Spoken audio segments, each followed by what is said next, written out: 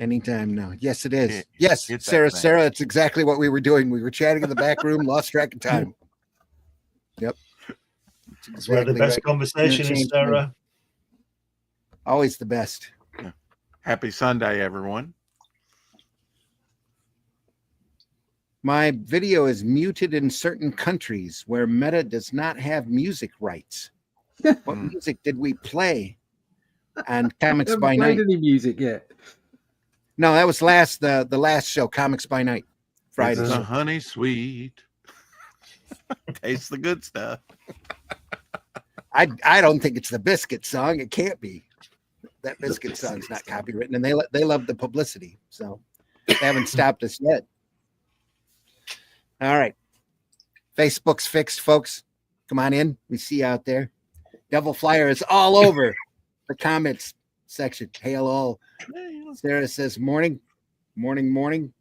Sarah. Just chatting in the back room. That's exactly what we were doing. Sorry, Sarah. We're here now. Devil Flyer says, hey, Sarah. I knew it. LOL. Glenn. Sarah. Sarah says, welcome, folks. It's Sunday Funnies, Sunday morning, Sunday the Hey, Marv.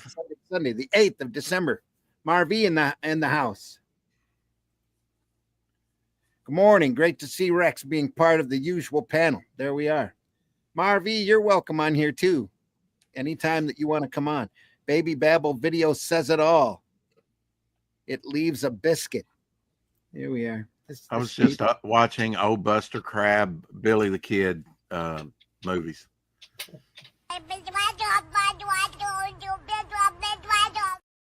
There we are. Discovered an antenna TV channel on our cable system. Believe it or not, that's what it's called, antenna TV. Sat and watched Burns and Gracie, old TV show from the early 50s. Oh yeah, George Burns, Gracie Allen, great comedy stuff. I love Burns and Gracie Allen was hot. Had the actress who played Blanche on there was in Petticoat Junction. She was the mom on Petticoat Junction. She was also the voice of Betty Rubble on the Flintstones. Yeah. Quite amazing. Old radio performers suddenly in front of the TV camera is what it was. It was pretty much a radio play set to Sarah says, oh my God, my day is complete. The biscuit is in the diaper. I don't know what that means. But it's funny. Yeah, biscuits in the diaper. All right. Yeah. We'll have some more biscuits later on. A real stinker. Get out of here. Yes. Boy. All right. Here's the opening.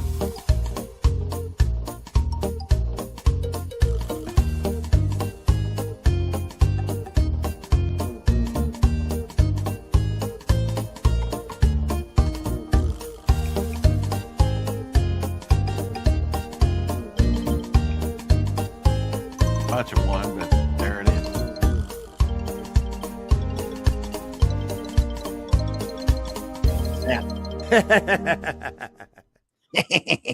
Yeah. Where do you get your internet from? Afghanistan? Arcanistan. Rex, Arcanistan. Right?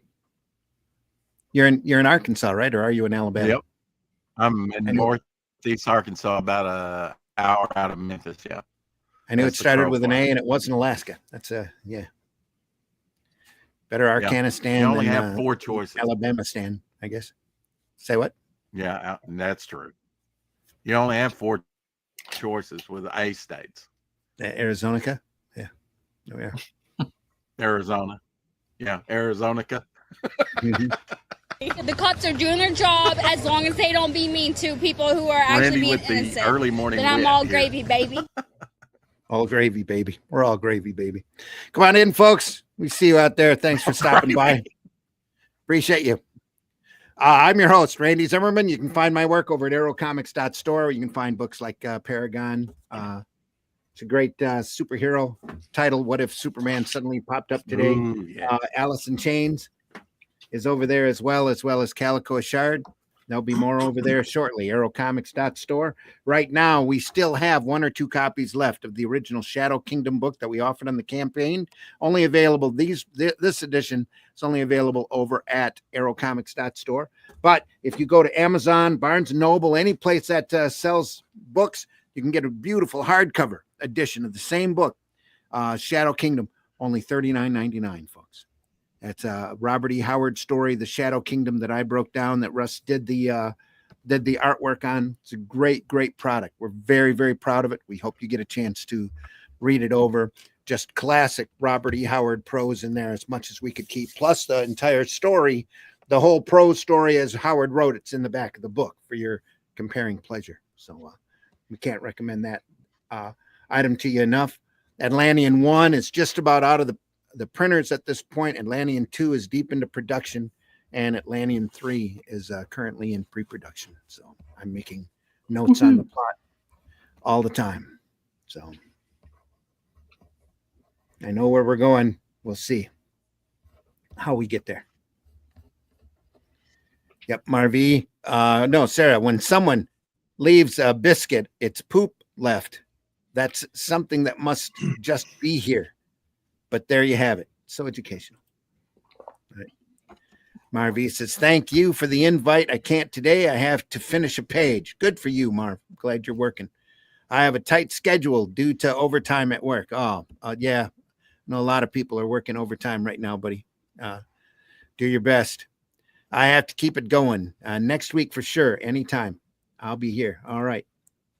We won't start betting on you like Rosema, though. Rosema keeps telling us he'll be here and he never shows up. So where are you, Rosema? Anyway. Drool at the book. I'd so get it if I were given more than 8 hours a week of work. Got 1 comic yesterday. Oh, sorry, Sarah. Good morning. Umer Glitch in the house. Glad to see you here. Marv, Hey, I'll take some of your hours. Yeah, well, you'll have to travel over to Portugal, Sarah, in order to use them. But he would probably give them to you if he could. That's a good reason to go to Portugal. Yeah. Nice. Also on the show this morning, Mr. Glenn Fleming. Glenn, introduce yourself, please. Hi, everybody. I'm Glenn Fleming. I'm a writer, artist, and publisher. I write things like this. It documents my visit to see Jack Kirby at his home in California. I draw things like this occasionally when I can get my head in gear. This is from my book, Iapetus Rising, which is a science fiction book I've written and published. And I also used to publish this, which is Crikey, the Great British Comics Magazine, which is a black and white 52, but this is actually in colour. I had to pick the colour one to say that. Occasionally a colour, no longer being published, but I'm looking at putting them out again as a big volume set. And if you really want to read some good stuff, get that. There you are. Super Spies and Secret Agents. How can you go wrong with Dinah Rig on the back? Fantastic. Anyway, yeah, lots of things. And you can find all my stuff on Amazon. Couldn't ask for better. Tell you that. Also joining us today, Mr. Russ Leach. Russ, introduce yourself, please.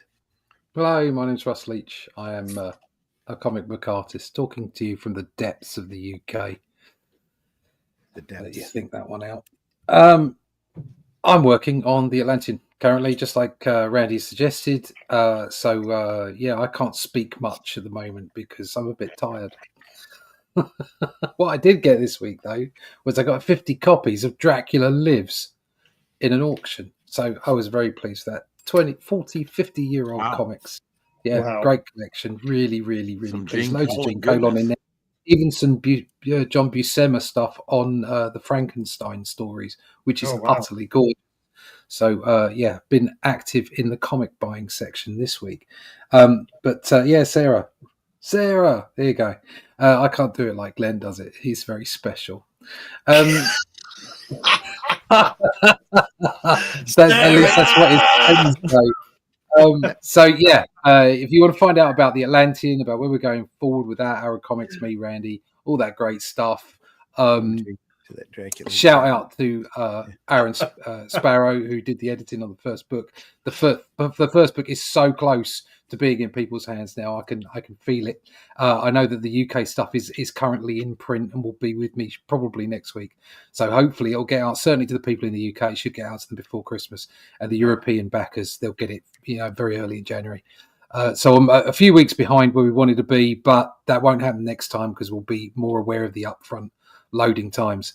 So if you want to find out about all those things, everything the Atlantean, Cull, and Arrow Comics with myself and Randy, check out russleach.com and sign up for that email list. Alternatively, you don't have to go to russleach.com. You can go to the Atlantean magazine, okay, which is a page on Facebook. Okay, you can go there and there's a sign up for the email list there as well. Drop in bits and pieces of artwork there, but obviously you get it all from the email, which I'll be sending out next week for the end of year. So check it out, russleach.com, sign up for the email list. There you go. And I want to point out that all of our campaigns for Atlantean and Shadow Kingdom are all through fundmycomic.com. That's right. So go over there and take a look. There's a lot of wide range of campaigns over there for you to take a look at. A lot of great entertaining reading, and we hope you go over there and take a look. It is a wide open platform. As long as your campaign meets the standards of public decency, you can run any type of comic campaign over there that you need to for your product. We have a few people there that have been banned by other platforms that come over to Fund My Comic to front their book and to run the campaign for it, one of which is really looking to very quickly become a 6-figure campaign. So that'll be great for Fund My Comic to actually break that barrier. Also joining us this morning, Mr. Rex, Momentum Comics, the Silver Fox. Irony that Cecil might be the one that breaks the barrier is not lost on me. No. I do a daily show, 4:00 Shadow. We're over on Shadow's channel today. Shadowhawk, my co-host, but we'll be back over on my channel tomorrow on Monday. Currently working on a midnight pulp. Before there was comics, there were big old thick pulps, and so I'm not seeing anybody working on a pulp around in here, so I'm gonna do a Western style pulp, and you can become part of it in the drawing here, and not only get drawn into the current book Devil Flyer, but that's now up on Fund My Comic. All of us, Randy, Glenn, and Russ and myself, have campaigns up on Fund My Comic. Fund My Comic's got some of the best comics out there. I mean, the name says it all. Fund My Comic. Check out Luke Stone's and platform, and it really is the best thing out there. And also you can find me on X, Twitter, and all that. But you can find me daily on YouTube doing all stuff right. like this, talking about comics, our passion. That's right. Grant Lankard's in the house. Grant. Oh, that's not Grant. That's Grant right there. Good morning. Hey, Grant. Morning. Glad you're here, buddy. Hey, Grant. Thanks for joining us. Good to see you there. Today, folks, we are going back and looking again at comics, A History of Comic Books in America by Les Daniels. We went through the first half of the book last week, covering comics inception. In fact, that's how far we got, almost exactly halfway through. And now we get to the fun parts. So, not that last week wasn't fun. Last week was a lot of fun. We've got one more story that's pre-comic code to look through. That's Julius Caesar. And I can tighten up the camera here on that. Let's see if It looks like something Wally Wood would do. It is Wally Wood. Can we see it at all? Okay. If the camera stops shaking, yes. There we are. Mm-hmm. Julius Caesar. The thing about this book is that they print two comic pages on a page, so the book's sideways. So you're going to see the book move quite a bit while we talk about it. Matt Black's in the house this morning. The old joke is Caesar. Of course, that's Caesar. She's standing right there. Yeah.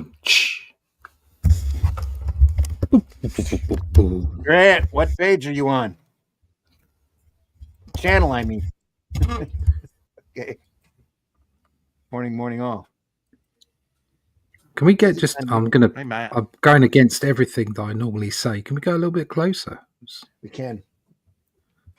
I thought about doing that, but I didn't want to take the chance. Get a little closer. That's better. With air it extra dry. There you go. Oh, you can see, yeah, much more of the detail That is now. small, isn't It's it? kind of, it's a bit like Mad, isn't it? Look at all the It is lighting. Mad. It's from Mad. The Oh, it's Mad Mad. comic Okay. book. Yeah, Yeah. it is. Brilliant. Okay. A lot of dialogue. A lot of dialogue, a lot of little tiny detail in the background. There's Mr. Wood's signature right there. Mm-hmm. And this is printed horribly light, Probably a lot of Easter. just so you know. Probably a lot of Easter eggs in that. Yeah, there's all sorts of stuff going on. Mm-hmm. Everybody pulls out Tommy guns to do them out. Great title lettering. Always great from EC. And Fantastic stuff. yeah, paste up.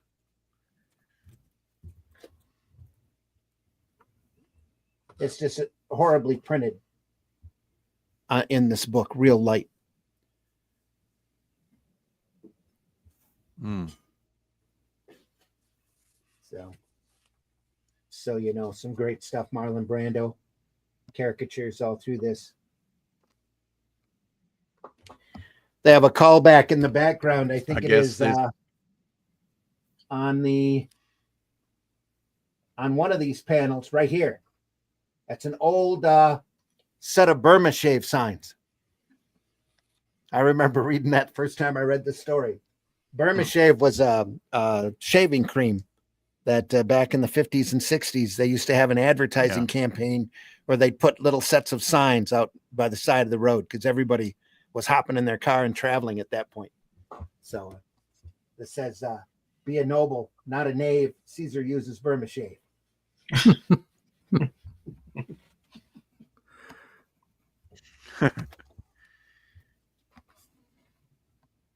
Cut in, paste in a Marilyn Monroe there, just for everybody to woohoo at. Sorry, this is so light, folks. This is only the next couple pages. There's a classic Wally Wood atomic explosion there. Yeah. Boom. This has got a little bit of everything in it. I'm sure there's a kitchen sink somewhere in the background if you look hard enough. Of course, all those comics mean nothing when you got Disney at the, just under the page. All right. Well, that's okay. We'll look at that story in much, much better printed version when we go through the Mad comics, which we will do eventually. Chapter 5, folks, the comic code controversy. And this book is pretty comprehensive for its time. Hey, guys. Scott Roseman in the house, trying to find my basement so I can join in. Hang on. All right. Hope you find the basement soon, Scott. It's downstairs, mate. Sunday morning. Just keep opening doors until you see the stairway. You can do it. Sarah says, thank you for giving references on to even shaving cream. That adds depth. There you go. Yeah. Right. Sarah says, we're all on YouTube, but not in the same place. Ha. Okay. We hope Scott finds his way. This covers the code authority. This book's pretty comprehensive for comics history, explains what the code is, and then goes through and reprints the initial code here and all of the ridiculous restrictions that it had on it. It's not as good as your book's going to be, though, is it, Randy? Well, no, mine will be easier to read because it'll all be comics. There you go. But who knows? When I'll get to the comic code. I'm on page 40 and have been there for a couple of years now. Just barely got to Wonder Woman. So. Now this has got the all of the great rules and stuff. Justice shall triumph over evil. Criminals shall not be presented so as to be considered glamorous or to occupy a position which creates a desire for emulation. All of these wonderfully anal roles there in order to get certain comics that were aimed at a more adult audience off of the racks. Because, you know, comics are kiddie literature. And wasn't Adolf Time Magazine's Man of the Year in 1937 or something? Yeah, 36, 37, one of those years. Yep. He sure was. Now, chapter 6, the new comic books. Because of the Code Authority, there was a direct backlash. EC was basically thrown out of business, as well as Lev Gleason publications that were moving millions of copies of product. Oh, my camera's autofocus is goofy again. I'm going to move this up just a little and hopefully get past that. Nope. It's got like a little heartbeat working. Anyway. So what happens is EC breaks up, of course. All of these companies go out of business. The talent has to go out and find work. Well, they started playing around with black and white magazines that they could get onto the stands and have comic work in them. And two attempts that Harvey Kurtzman, who was editor at Mad, or not Mad, but at EC, doing Two-Fisted Tales, Frontline Combat, and a little bit of Mad magazine there for a short while. Kurtzman decides to go and try his own black and white magazine. So he does a couple of issues of Help was the first one he did, and then Trump was the second one. This was before Donald Trump came into office. Trump had about 8 issues. I think Help had 6 or 7 issues. But the thing with that is Kurtzman had moved out to the West Coast, and he found all of these artists working around the San Francisco area that were doing a lot of great, unusual things. Here's Jack Davis. Yeah. Cartoon. Little bit of fumetti that was going on in the magazines. You take photographs and put word balloons on them. See here. Yep. Sarah says, yep, I get laughed at whenever I go to the comic shop. Okay. Does the Comics Code cover how to correctly read this comic, and that misuse of the comic will result in self-destruction? No. Can't say it does. Don't read this comic, kids. Don't read this book. Anyway, Kurtzman's over there, and he's finding all of these different artists, these cartoonists, these editorial cartoonists, and other great artists. And he makes the suggestion maybe they should start printing their own comics.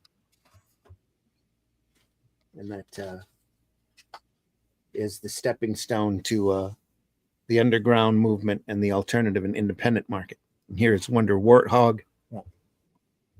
One of the early I've got some Wonder Warthog. This is Dave. Started in Help. This is back in '65. Gilbert Shelton. I get him and Dave Sheridan mixed up too much. I didn't know he went back that far. Yeah. Gilbert Shelton?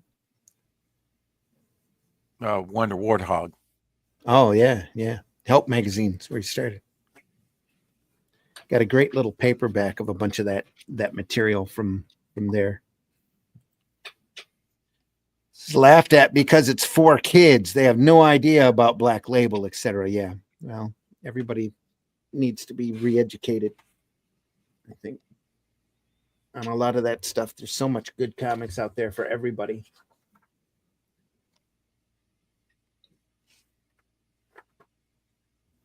And also during that black and white period, Warren magazine springs up.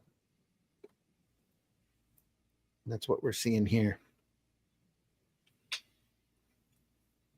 Is that Al Williamson?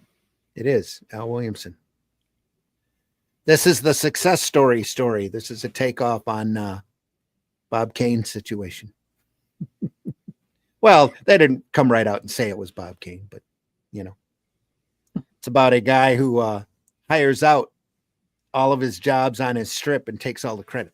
Oh, we've seen this. Yeah. We started the week, haven't we? Yeah. A couple weeks ago. What wonderful artwork. Look at it. Yeah. It's very advertising and marketing kind of artwork, isn't it? Kind of slickness to it. But again, that economy of line, like just yeah. only where it's needed, just absolutely brilliant.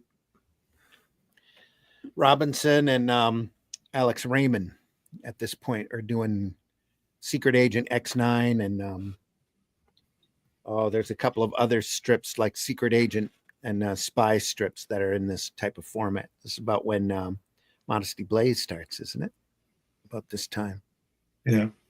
63, I think. Yeah.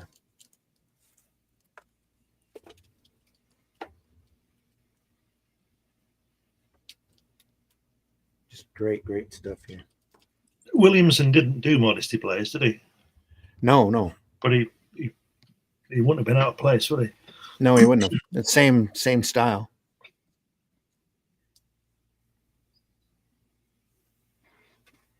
No, it was all over there. Williamson was working on most of it in silhouette. Oh, what was he doing? I think it was Rip Kirby. Yeah. That's what he was doing. Just phenomenal stuff. Which again is a similar kind of strip, isn't it? Very much so like this, yeah. A lot of work gone into those pages. Yeah, same type of feel. Look at that hand. This guy gets shot. He's tired of everybody coming back and asking for money. How dare they? Or some of the recognition. Asking for money. God. He decides to take them out, shoot them all, and throw them in the off here instead. It's a bit severe. Yeah. Oh dear. I've had a couple of people I've subcontracted to that I like to have done that to, but I never actually did it. God.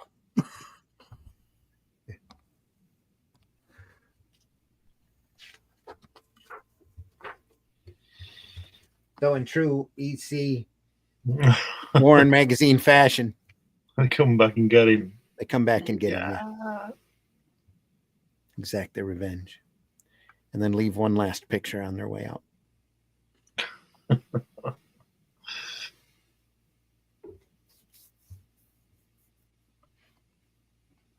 Colored with blood. Rip Kirby right there. Yeah. Yeah, probably inked in blood.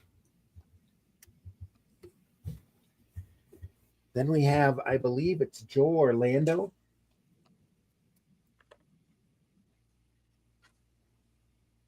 Nope, Reed Crandall. And Archie Goodwin adapt Edgar Allan Poe short story, The Squaw. Wow. It's also from Warren. That's Uncle Erie up there in the corner. Light touch. It's all thin line work here.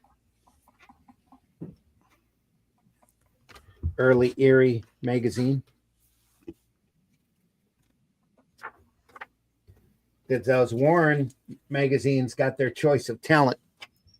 And like EC, they ended up getting the best of the best there at the start to work on this stuff. Everybody was eager to still do comics, just not eager to work under the code.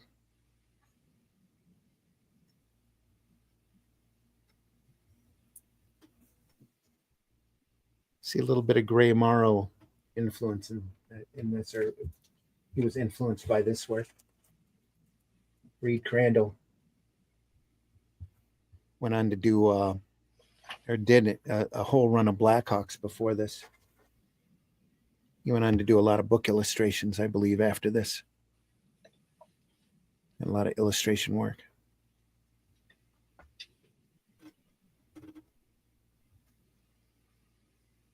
Old Iron Maiden there. Showing how those old... Didn't he do Magnus Robot Spider? That's Russ Manning. Russ Manning. Okay. All Yep. right. This is Reed Crandall that we're talking about here. What kind of mind would ahead. make that coffin thing with those spikes in like that? And then what kind of personality would close that door? It's a medieval torture device. Yeah. I know. Yeah, I'm just saying. I know it's based on a real thing, but who thought of that? Machiavellian. Who Yeah. thought of that? I mean, Somebody in the Christian church. During the Spanish Inquisition. Yeah. Nobody expects the No, Spanish Inquisition. our main weapons are fear. Right. You will sit in the comfy chair and get no cocoa at 11. Amongst our weaponry. There are four, mate. Oh, do you know? Speaking of Monty Python, yesterday I watched that. You know, those old guys. You know, we lived in all in row next to luxury. We dreamed of that. Luxury. We used to get home. Dad'd kill us before we went to bed. Dad'd kill us. We go to bed 2 hours before we got up. We worked 26 hours a day It says for nothing. Dad'd cut us in half with a bread knife. Sarah says a lot to read at 8:30 a.m. Central Time. I wonder if thin line work is to fit in the text, but that could just be the style of the artist. It's the style of the artist. Not sure, maybe both. Yeah, I'm sure they got these. I don't know if they got them pre-lettered or not. Probably in the pencil stages they were lettered. More than likely. It is some fantastic ink work, though, and it's a shame that it's not bigger for everybody to see. I can't imagine working around a pre-lettered page to fit in the artwork. Yeah, that would be rough. That's the way the old ECs used to work. So the cat earlier that they kind of brushed off comes running up and jumps on the guard and causes the Iron Maiden to close on the guy who was throwing rocks at it earlier. Yeah. Meow. Oh, Yeah. Meow. Licking the blood up. Oh, God. Licking up the blood. Great. Cats. I love cats. Except when they wake you up in the morning. Now I'm pretty sure this is Joe Orlando art here. Yeah. Yep, Joe Orlando, script again by Archie Goodwin. This is from Blazing Combat. Also a very short-lived magazine that Warren published. Black and White War magazine. Only ran about half a dozen issues. Yeah, so. Blazing Combat had a few Frazetta covers. Yeah. Yep, he had a lot of Frazetta covers during that time. So the only thing I remember about Monty Python is I fart in your general direction. Apple of raspberries in your general direction. Well, you get a chance to spend an afternoon Holy Grail, Life of Brian. Go ahead, Rex. Sorry. That landscape title was very nice. Yeah. Hand lettered. Yeah. You need to try to get a hold of some of the original shows, Sarah. They're around probably in your free streaming apps, Tubi and Pluto. And be careful though, because some of them are complete rubbish and others are absolute genius. You just have to wade your way through to find the genius from the rubbish. Very hit or miss. Joe Orlando has to be one of the most undervalued artists that ever was in comics. He did a lot of stuff. He was around through the 70s, I believe. 70s, 80s, maybe. Started in DC. It started 60s, in 70s. EC, I think. Let me see here.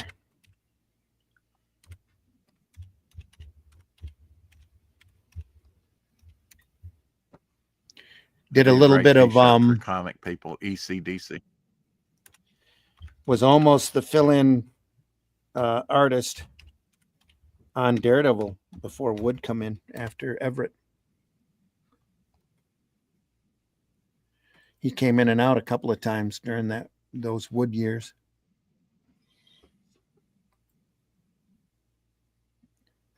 Doing stuff.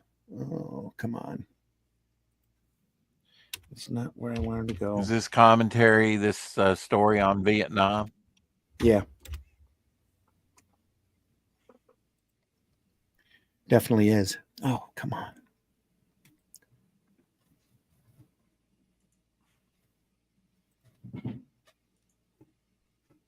All right. Sorry, folks. Just looking stuff up here.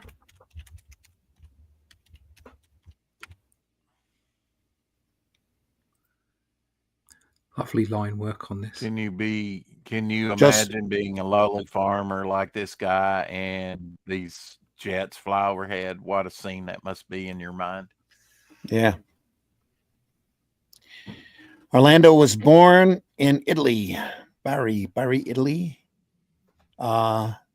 Immigrating to the United States in Really? 1929. He began drawing at an early age, going to art classes at a neighborhood boys club.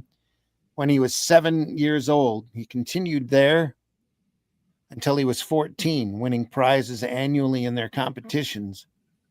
He began in 41. He began attending the School of Industrial Art, later the School of Art and Design, where he studied illustration. This school was a breeding ground for a number of comic artists. Infantino and Orlando remained close friends for decades. While Orlando was still a student, he drew, and his first published illustration, scenes of Mark Twain's The Prince and the Pauper, in a high school textbook. After high school education, Orlando entered the U.S. Army, where he was assigned to the military police, doing stockade guard duty, followed by 18 months in Europe. From Le Havre, France, he was sent to Antwerp, Belgium, and then to Germany, where he stenciled boxcars and guarded strategic supplies for the occupation forces. After his 47 discharge, he returned to New York, began studying art Students League under the GI Bill. He entered the comic book field in 49 when the packager Lloyd Jacquet assigned him to draw for the Catholic-oriented Treasure Chest. This was a Chuck White story that paid $9 a page at the Jacquet studio. Oh, it's a bit like now then. Yeah, pretty close. Wow. Met fellow artist Tex Blaisdell, and the two teamed up on many projects. Then in the 50s, he did Mad and EC. Then he was creepy editor for a while.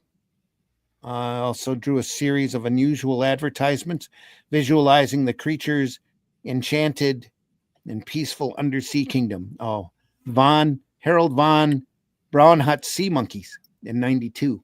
Short-lived live-action television show, The Amazing Life of Sea Monkeys, with Howie Mandel, used special effects, makeup designs, all based on character concepts created by Orlando for his Sea Monkey illustrations. If you remember those Sea Monkey ads. So I remember the adverts. Way back when. Oh, I thought we had Rosemus popping in and out. I think he's trying to find his basement still. Come on in, Scott. Turn your camera on. The water's lovely. You can do it. $9 in 1947 Physical. is $130 now. Yeah, that'd do. So 2 pages a day. Not too Pretty- bad.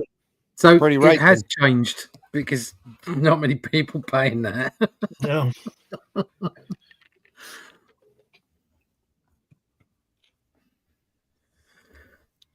Ka-chow. One of these days, Scott will join us.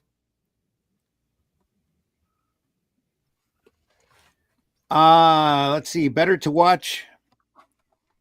Sarah says, better to watch with Brits. I can't seem to get into them as of yet. Mind wanders. We are believing the code. We are reliving the code nowadays. The DEI politics and MNDC are nuts. Well, there's kind of a difference there because the DEI stuff is a little bit loony, but there were a lot of reasons that code was enforced, and the least of which was to protect kids. So, hey guys, Vizirko in the house. Now, a lot of that was manipulation by the folks who wanted to curb the distributorship of some of these comics that were printing millions of copies and going out there under the guise of corrupting kids' minds. So but they were very mad at like Crime Does Not Pay in There's the always- EC titles. There's always movie. that stuff. There's always that stuff. I mean, at the moment, you know, you get the decrying the DEI stuff and what have you. I think once again it's another excuse. There's a lot of people who are insecure or jealous, and they put down those other people they don't like because they're a threat to their positions, and they use whatever the current zeitgeist is to put those people down. Back then, they wanted to get rid of VC. They wanted, you know, they wanted to clear the slate. It was a lot of it was business decisions. It wasn't really about how they were concerned about kids. And I think a lot of that's going on now. It's like people aren't really concerned about people being harassed or whatever it might, you know, like abuse or, you know, putting down your ideology. It's like, let's choose an item that's currently in the current zeitgeist and use it to put those people down because they're actually quite good at what they do. I think there's a lot of that going on. I think there's a lot of masking going on for effectively nefarious business practices.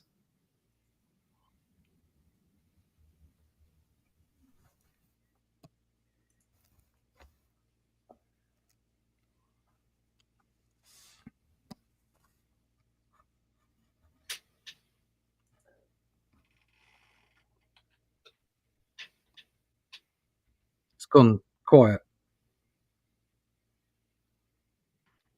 Everybody's disappeared. Everybody's gone. Yeah. I've been talking this whole time to a muted mic. Oh no! Oh, to a muted. Yeah.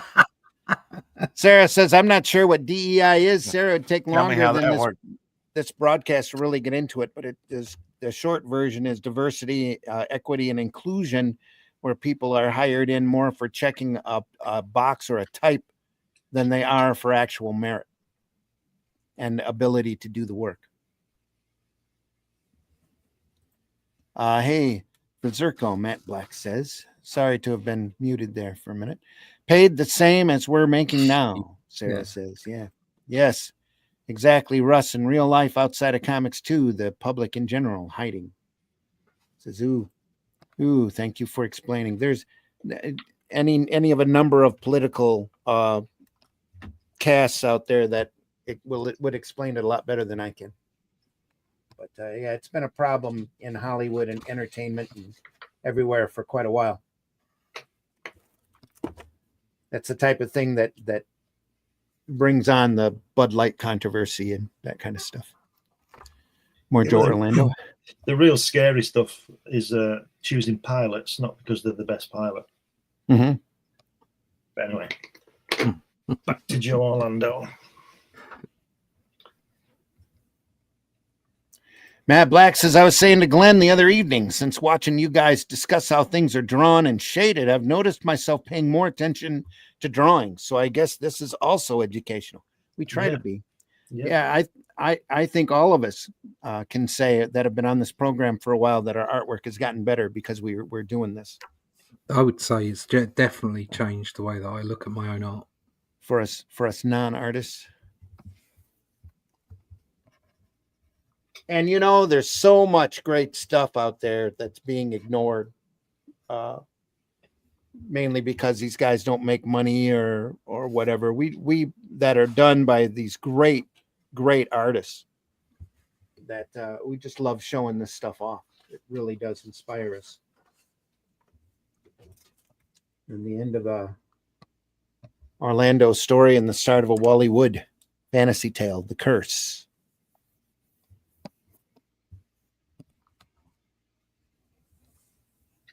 Which I believe was in Eerie or Creepy also. Let's see if anybody wrote that. Have we not seen these in that other book? They might have popped up here and there. The landscape one I know didn't. That's the first time that's been out.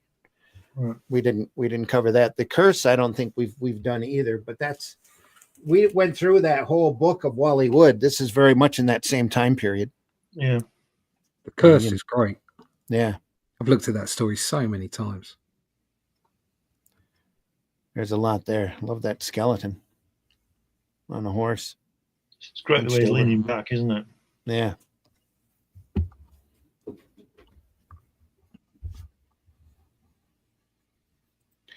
Sarah says, yes, this is very educational. Even as a reader, it helps so much. Thanks, Sarah. Very much. Glad you're here.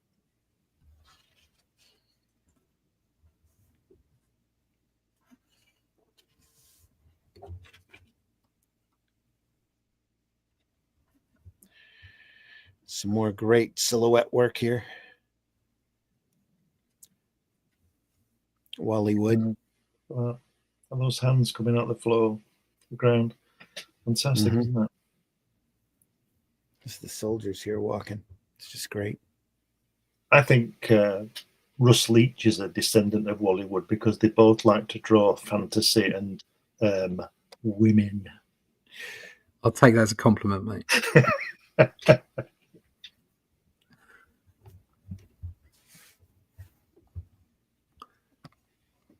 Little negative space here on this lizard. Look at the shadows on the top panel. Yeah. Great, great. I was looking at that. Yeah. Yeah. It's fantastic stuff. Love it. Yeah, it really is the one big drawback on this book is that they don't print this artwork large enough. And some of it's very poorly printed. Wow.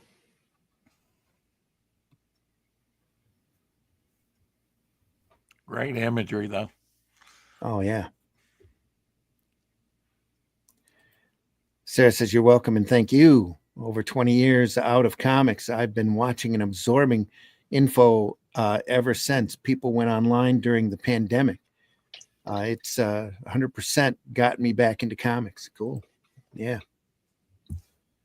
Just a great, great art form. Yeah, we need a few more 100,000 people to do that. Come back Amen. to comics. Yep.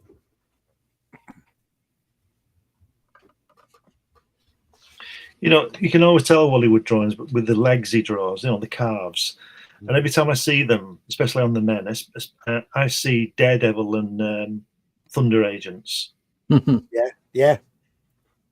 Mm-hmm. It's another title we haven't touched yet. Thunder Agent. Yeah, his style didn't change hardly any of that. No. Even when he lost his or was losing his eyesight and was just inking, his inking stuff looked exactly the same as his drawn stuff. Yeah.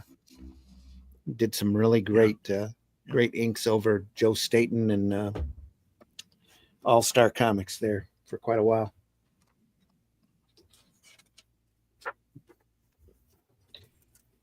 I'm not saying over time he didn't change his style, because I think, you know, you get better as you go along, unless you just stagnate and you're just kind of phoning it in, you know. But we're not here to there discuss are some Carmine artists like Infantino's Wally later Wood. career. There wasn't Go ahead. any Sorry. quantum leaps of change in his style. Like Barry Windsor Smith. There's an example. He reinvented himself later. Mm-hmm. Away from the Kirby sort of.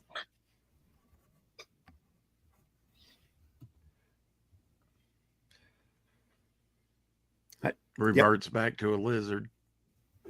Yeah. Lizard man. Just a shape-shifting lizard person. Yeah.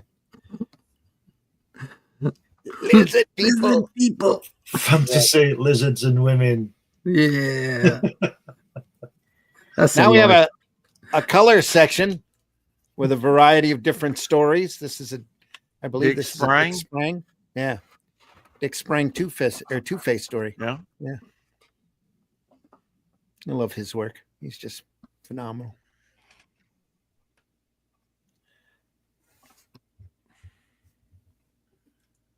Who was it who designed that logo again?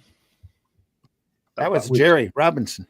Yeah, we were talking about that the other week, weren't we? It's a great logo, isn't it? It's one of the best logos ever. It's brilliant. Super iconic. And then they added with Robin. Yeah.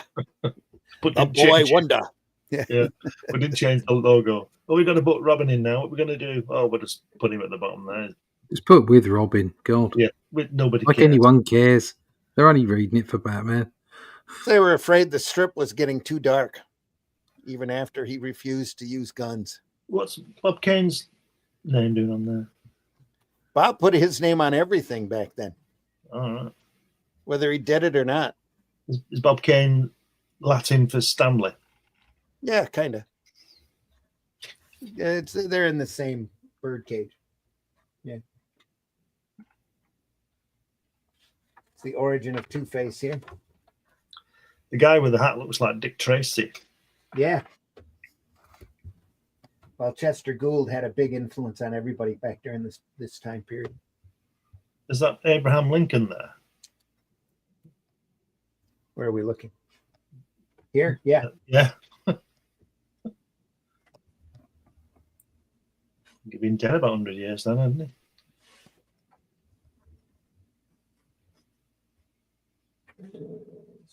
I think he's an actor. Collector of coins and papers. Coin collector. Just looks like Lincoln. I think most of the charm about this art from the 40s is it's very naive, isn't it? Very naive artwork.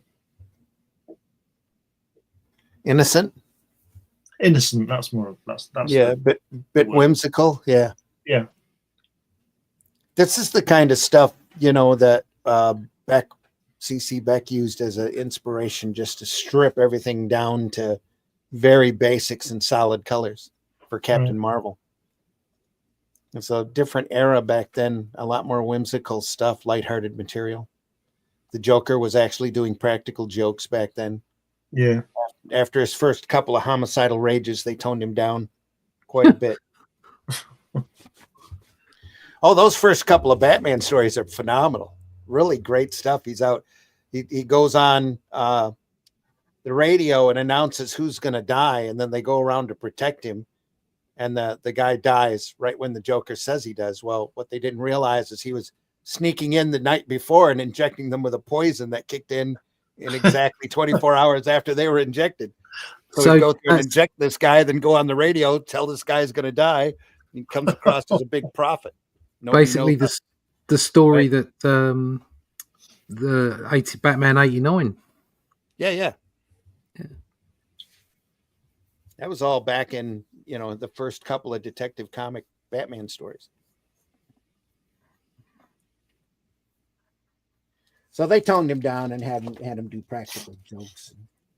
Two-Face has got a large coin, and again, Chester Gould and Dick Tracy was running big off of the different. A lot of the mobsters at that point had set themselves up as almost like Western legends, selling a lot of pulp adventure stories about their adventures, fighting the man, that kind of stuff. So I saw Tommy Lee Jones played a good Two-Face in Batman Forever. Yes, he did. Oh, look. Here he is. Oh, you guys don't know what I went through to get here.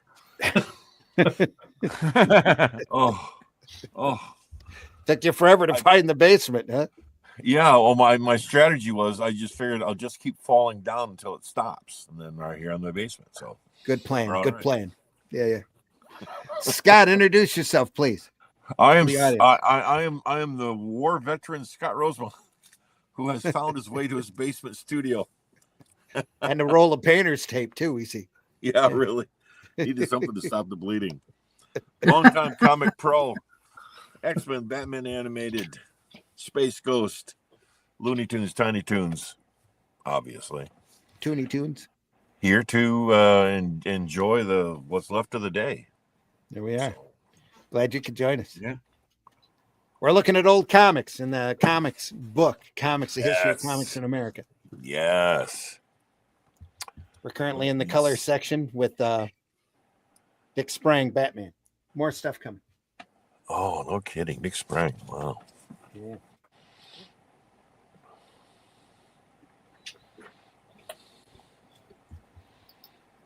Batman and Robin.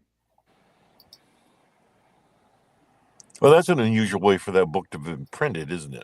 Yeah, it is. Kind of irritating for the camera, but it's an old 1970, I think, what was it, 77 is the publication date on this by Les Daniels. Oh, Les Daniels. Oh, okay, yeah. Comics, the history of comic books in America. Oh, yeah. I got that book. It's awesome. That's what we're looking at.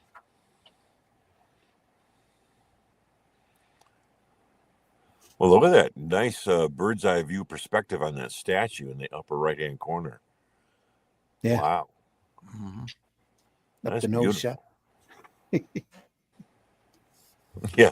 Tribute to Gil Kane. So, yeah. Long before Gil Kane.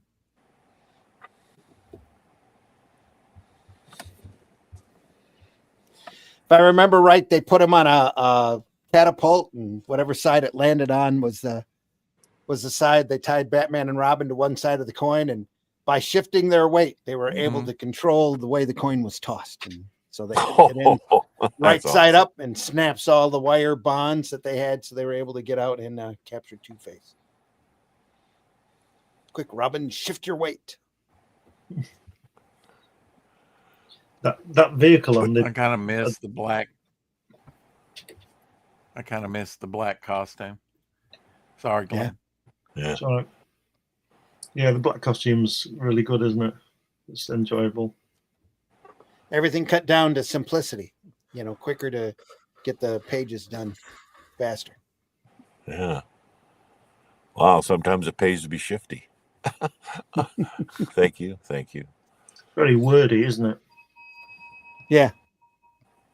But, comics back then were a lot wordier than they are now. They weren't afraid to ask the readers to read. There you go. Yep. Let's see what's next. A great invention, though. I'm not opposed to reading, but yeah, I mean, you read some of the Golden Age stuff. Very wordy. It needs to be paced a little faster, that said, I love, old movies that linger on the moment, like a Sam Peckinpah Western, just to, take in the scenery and stuff, something that never be in movies again. But so much wordage in some of the books. It's just hard to read. Not enough action, not enough pacing. The pacing is the key word. I mean, they forget how to dole out the dialogue effectively. It's always, let's save it to the very last 3 or 4 panels and explain everything, and and that's just poor writing. Yeah, the bum bum bum bum, Gotta give you the real bell on that one. reveal moment. Sarah says, I don't think we've crossed paths. I think she's talking to you, Scott. Greetings. Oh, well, my man cave. Marvy says, did you forget the password to enter your man cave, Scott? I should be so lucky to have a man cave. So says, oh, man, I gave away a lot of old Batman comics almost 25 years ago. Cringe. Yow. Matt Black says, Les Daniels' cousin to Les Dennis. Yeah. Sarah says, the Probably bell. all Neil Adams issues. I'm still Way to go, undecided about Sarah. comics being in color or not. It's got its place in places. Matt Black. Great color. We'll take a look at this great Donald Duck story by Carl Barks, who we've hardly ever mentioned here on the program, but is such a great, great artist. We'll look at more of his stuff in the upcoming weeks, I'm sure, too. So I think the wordy ones from the old times are just part of the culture. I wonder if they would see our comics and want more words. Probably. Curious. Probably. Yeah, it really comes out of radio plays. A lot of the radio plays were all that was all words and sound effects back then over the airwaves. I remember one of my comic book customers coming in and asking me to assess.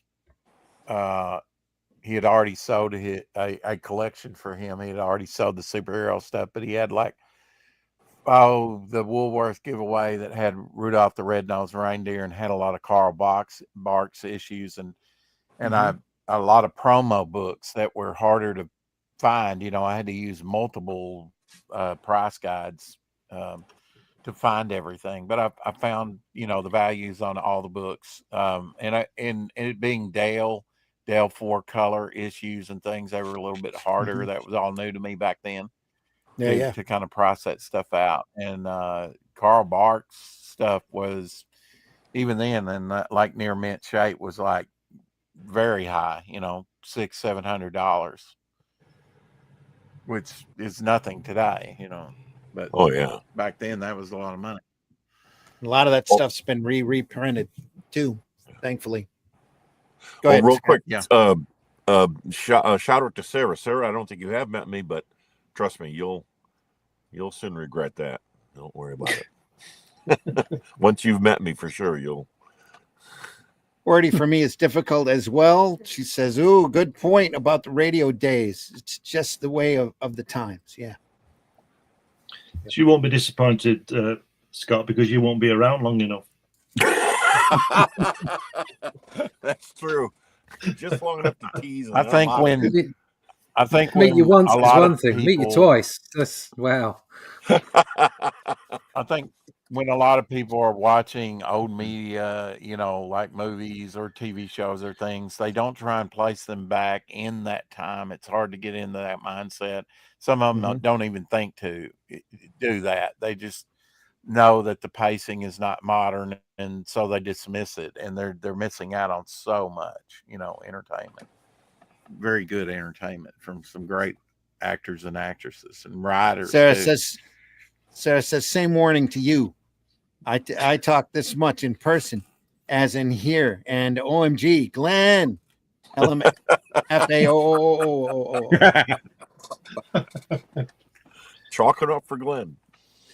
But Matt, you were just talking about you weren't sure if comics were good in black and white or color. These are meant to be in color. They're very open and set for nice, bright colors. It's all Donald Duck stories. And if you haven't read these stories, there's some really amazing works out there by Carl Barks.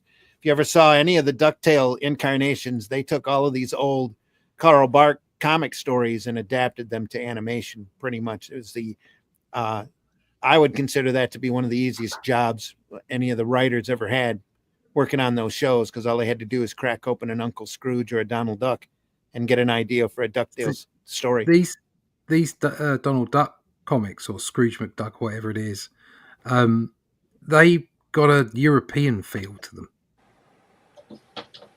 Big open panels and light inks, and oh yeah, Barks had a lot of influence on a lot of the folks, and he was basically left alone because they didn't think funny books were all that important. So they just did Carl Barks write the Donald Duck books? Go ahead.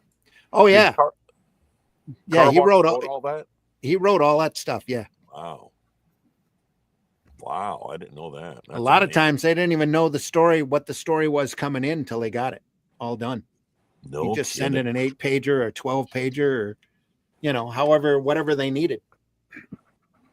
Geez, that instantly changes my opinion on Barks. I never knew he wrote all the stories. You want to watch a great video on Barks? Matt with 4 T's, MATTTT, is a comics history channel. He's got a video out there on Barks that is just amazing. It's about 20, maybe 30 minutes long, and it breaks down his career and how badly he was treated at Disney when he was working there. And despite all of this, he wanted to draw comics. He thought he was going to get into animation, and found that he was really, truly gifted in doing comic work. So that's what he did. They gave him Donald Duck, and he took Donald Duck and just went crazy with him.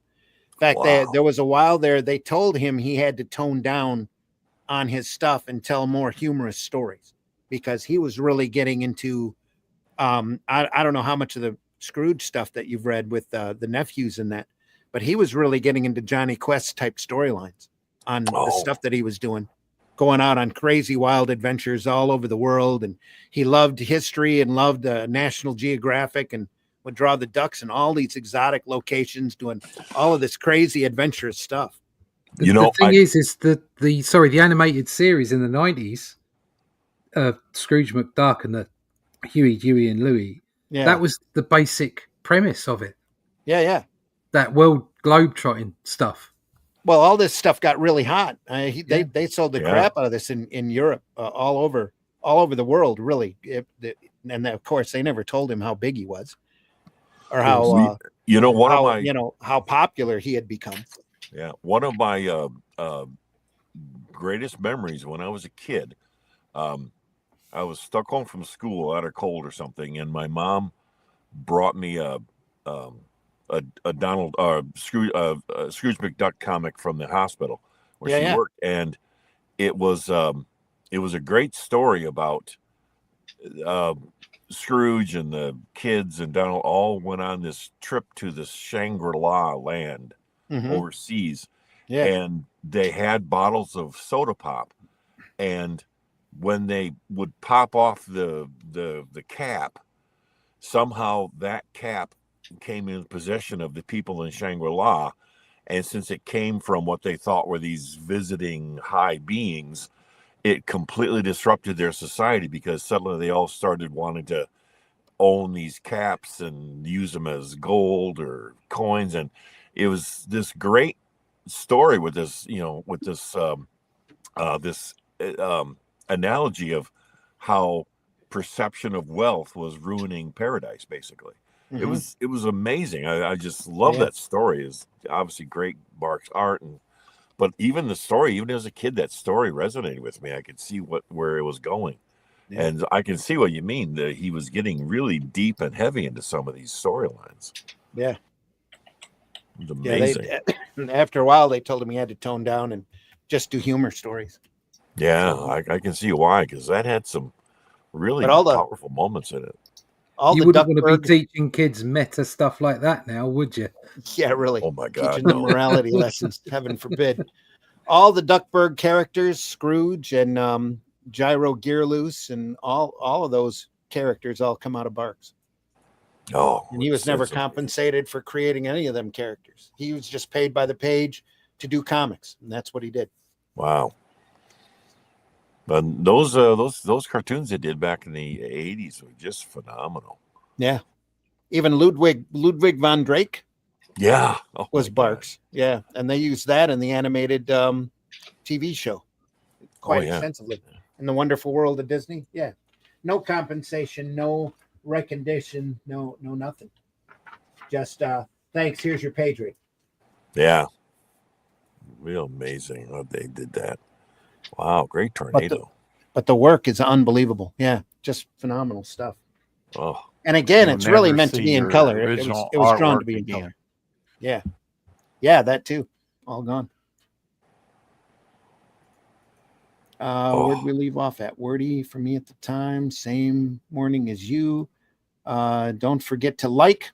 Yeah, hit that like button out there, folks. Our audience is pretty good this morning. So ask Brian K. Morris. He will verify, LOL, about Sarah's reputation. Brian knows all about her.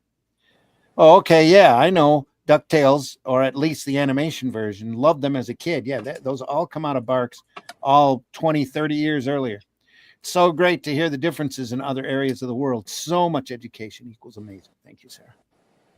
We love doing this just for that reason. Since the magazine still runs here, he's talking about Donald Duck. It still runs. Yeah. No kidding. Yeah, they had they hired a lot of artists. It's a lot bigger overseas than it is here. Always has been. There's still one in the UK. Yeah. Still doing original stuff. Don Rosa worked for years, and we hardly ever saw any of the material that he worked on. It was all printed over in Europe.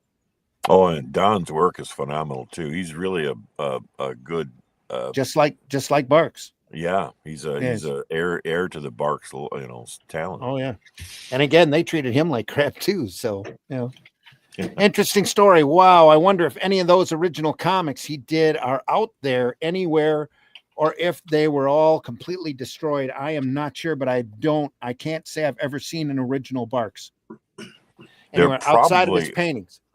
Yeah, they're probably all in Disney storage.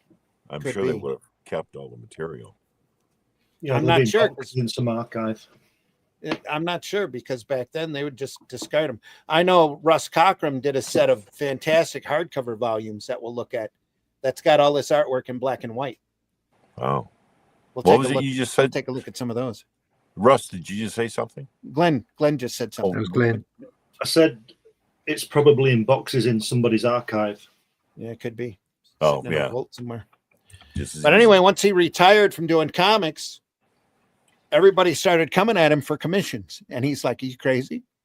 And then he never realized how popular he was. He sat down and started doing paintings, Yeah. oil paintings. And then everybody come at him and says, why aren't you painting ducks? You need to paint ducks.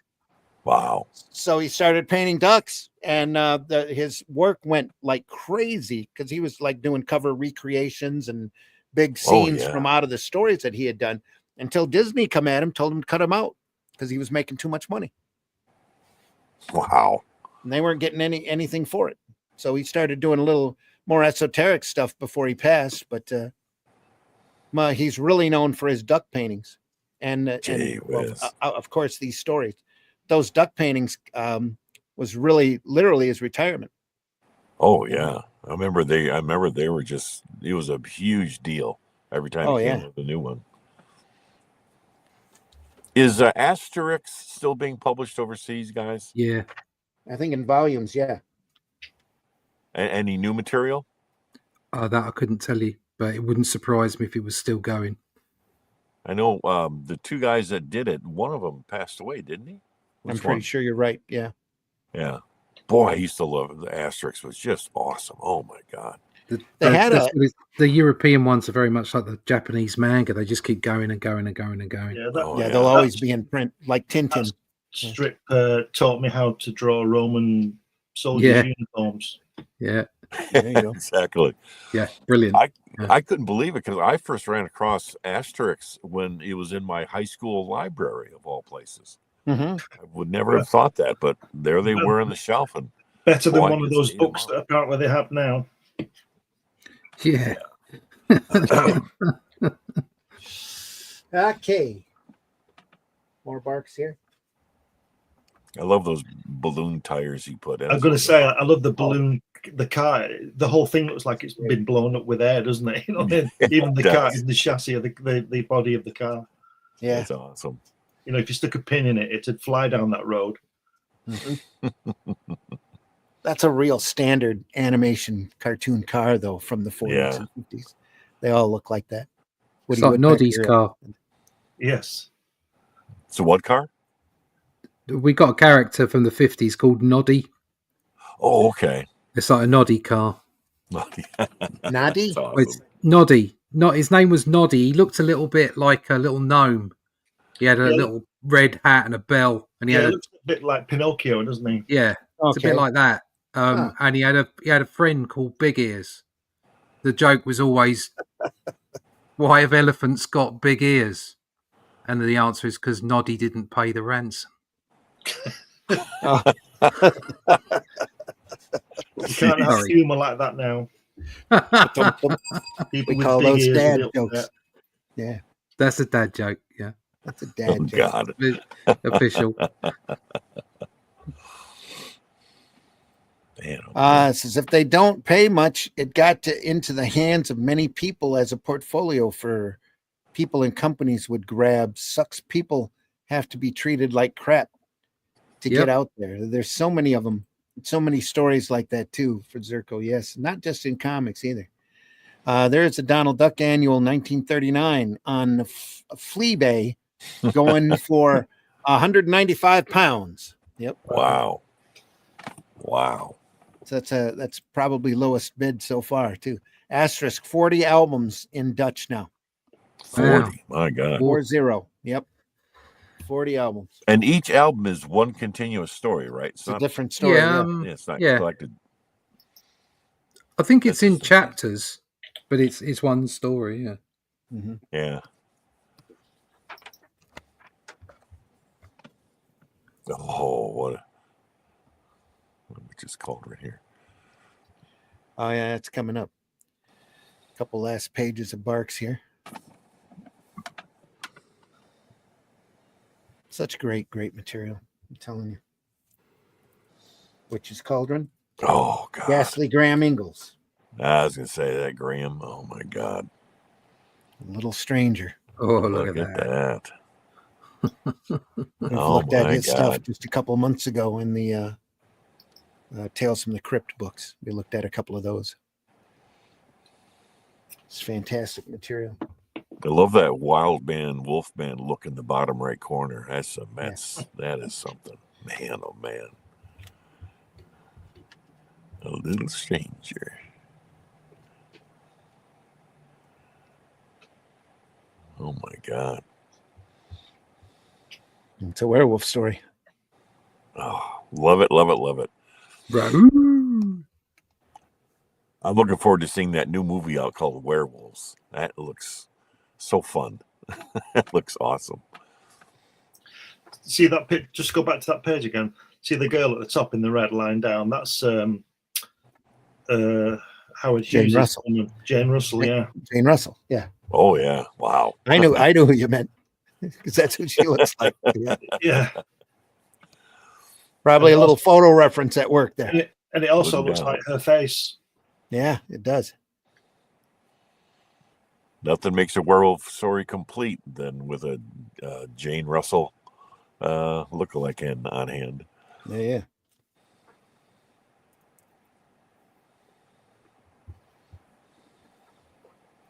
This color section's bound in.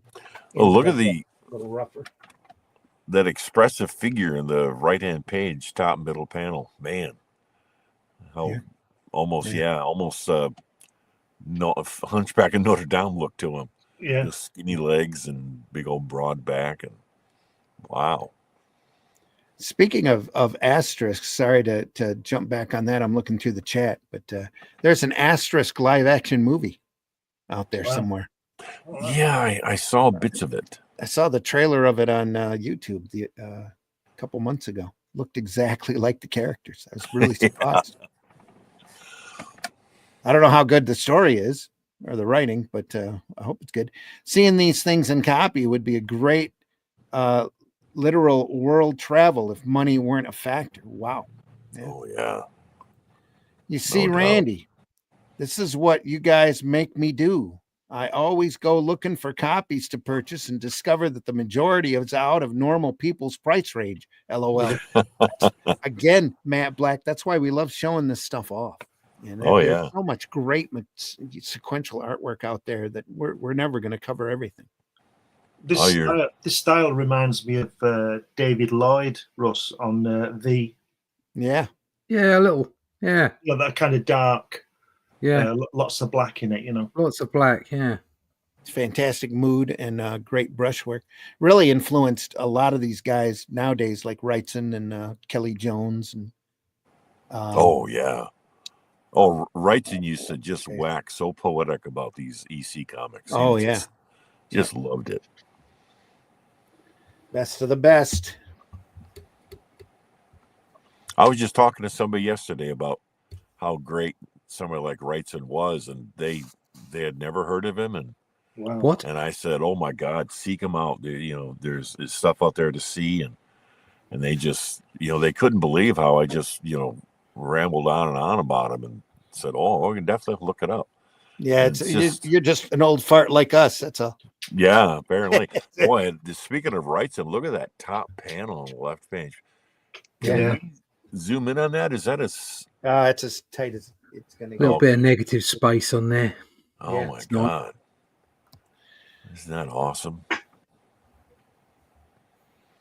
And this is wild too. You don't see this big of a splash page very often in the EC books. Oh man, no doubt. They had a lot of room for Ingalls to play with there. A lot of room. That's pretty rare. Now, it's true that William Gaines, he would set the type in the story in place first, right?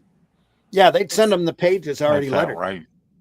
Yeah, with a so script and tell them fill it in. Yeah, man, I can't that's imagine how that worked.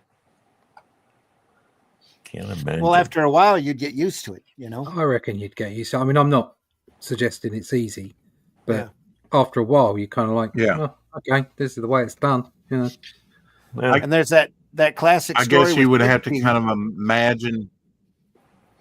imagine it without the text there to a certain degree. I mean, know the placement, but imagine it without it and work around it, you know, and it's amazing. Yeah, all it's done how the really is text make your marries panel a with bit the image. smaller, isn't it?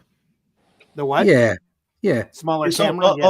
all it's done is make the panel a bit smaller. yeah. And I mean, Not it's only that the ones difficult, with word bubbles in that are difficult. The ones with narration are relatively straightforward. Yeah. You just draw your scene into what the space is left.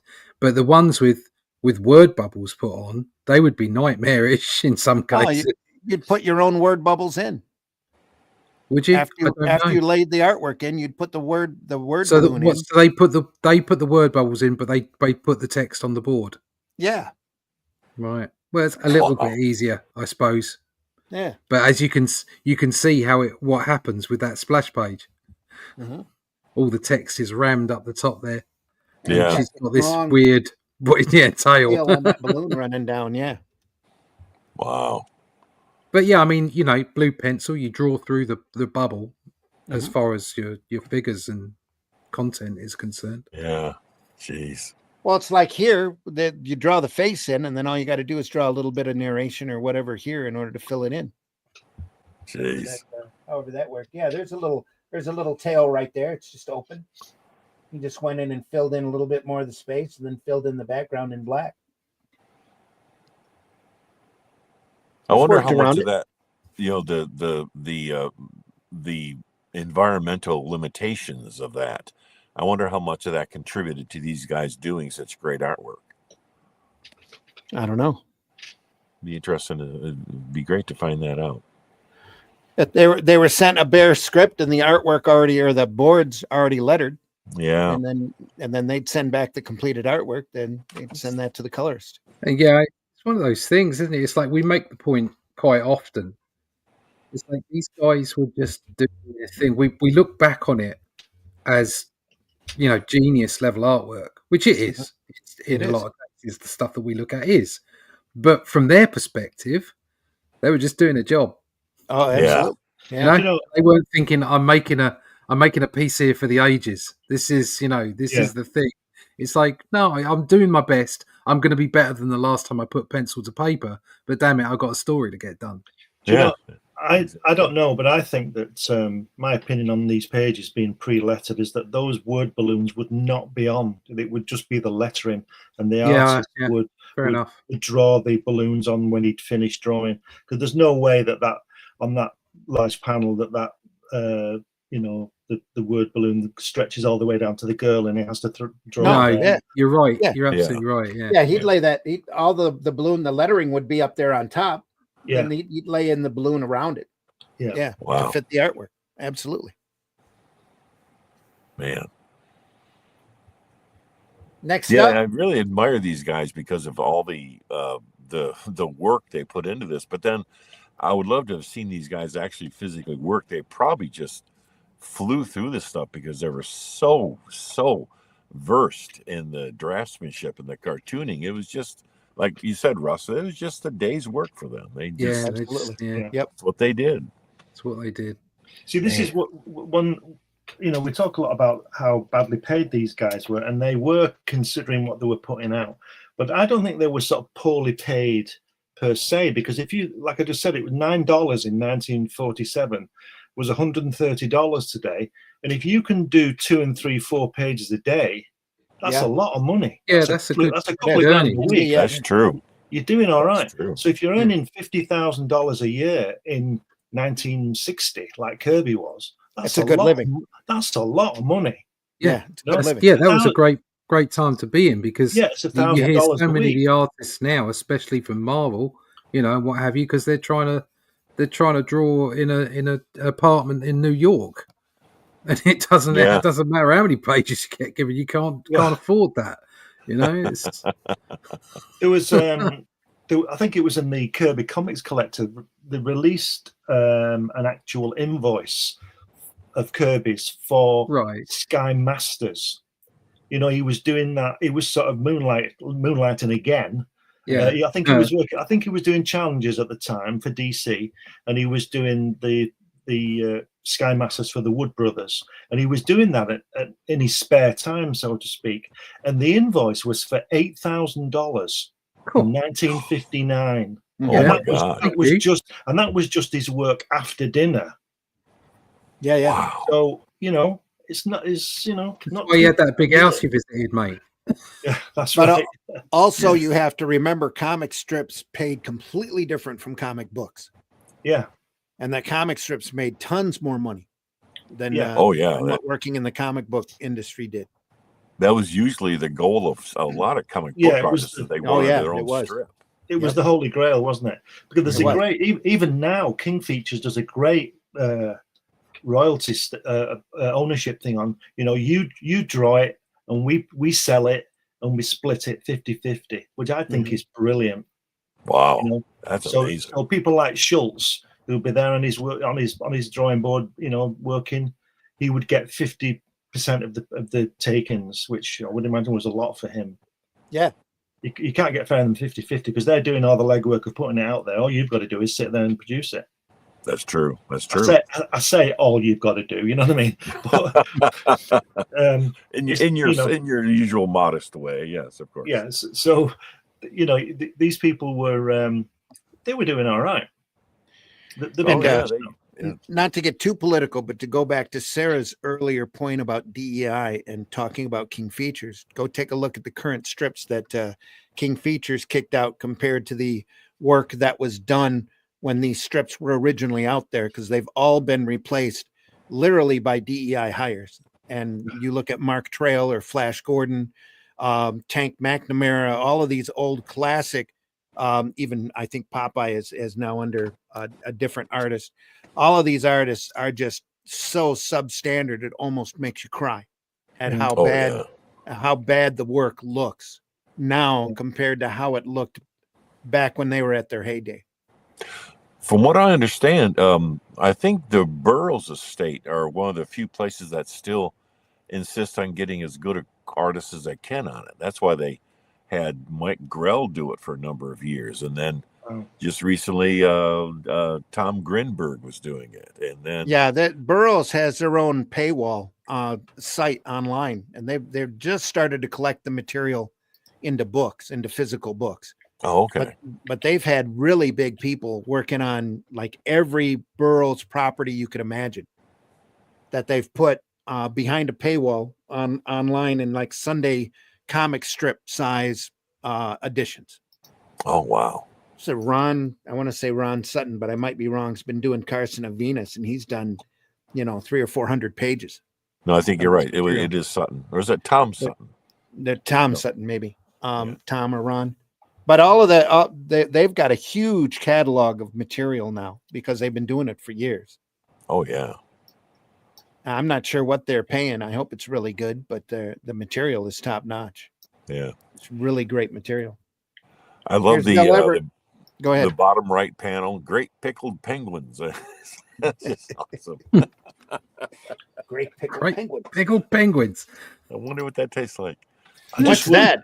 Obviously, it's yipe. It's right there. It says yipe. I just worked it out on the calculator thing. $8,000 in 1959 is 80. I think it's 88,000 now. Good God. Holy crap! That's good for a side gig. Wow. And that was a side gig. Yeah. Wow. How many months worth of strips was that? I think it was about. I think it was 9 months. I'm not sure. No Could kidding. be. I'd pay that for 9 months. Sky Masters didn't last only a couple of years, I think. Yeah, I think it was 18 months it lasted, didn't it? Woodwork and decayers, didn't they? But it wasn't a very big. It wasn't a very big strip when it was out. But we should say, let me tell you the extra bit of the story there. Kirby was paying for the lettering and the inking. Okay.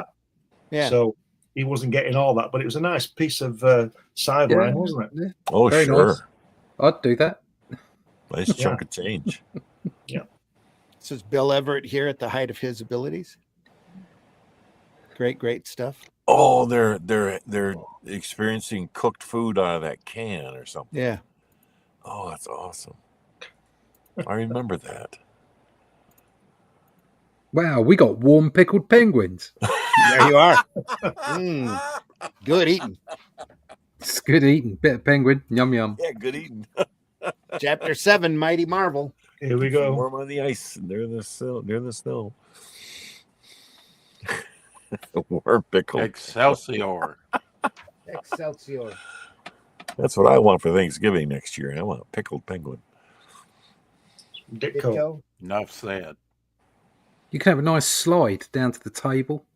You get the penguin to slide down on its belly, like they do in the zoos. And it just turns up with like a little couple of sparklers on it. Well, they're kind of like revenge, though. They are best served cold. So Ah. It's the evolution of Black Widow here. Is that Don Heck? tastes like Burgess Meredith. Yeah. This is Gene Colan. This, I think, That's is what she Meta. said. Oh, it might be Heck. Yeah, Sorry. this could be Heck here. Yeah, Don Heck. Probably Gene Oh Colan. boy. This is They're Gene great. Colan here. That's for sure. Oh, Under- the Jane Man. Talk about best of the best. Oh yeah. Who's the You're- artist yeah, on the left? Speaking of Gene Colan, Up yesterday. here, Oh, is that Looks like Vince Coletta.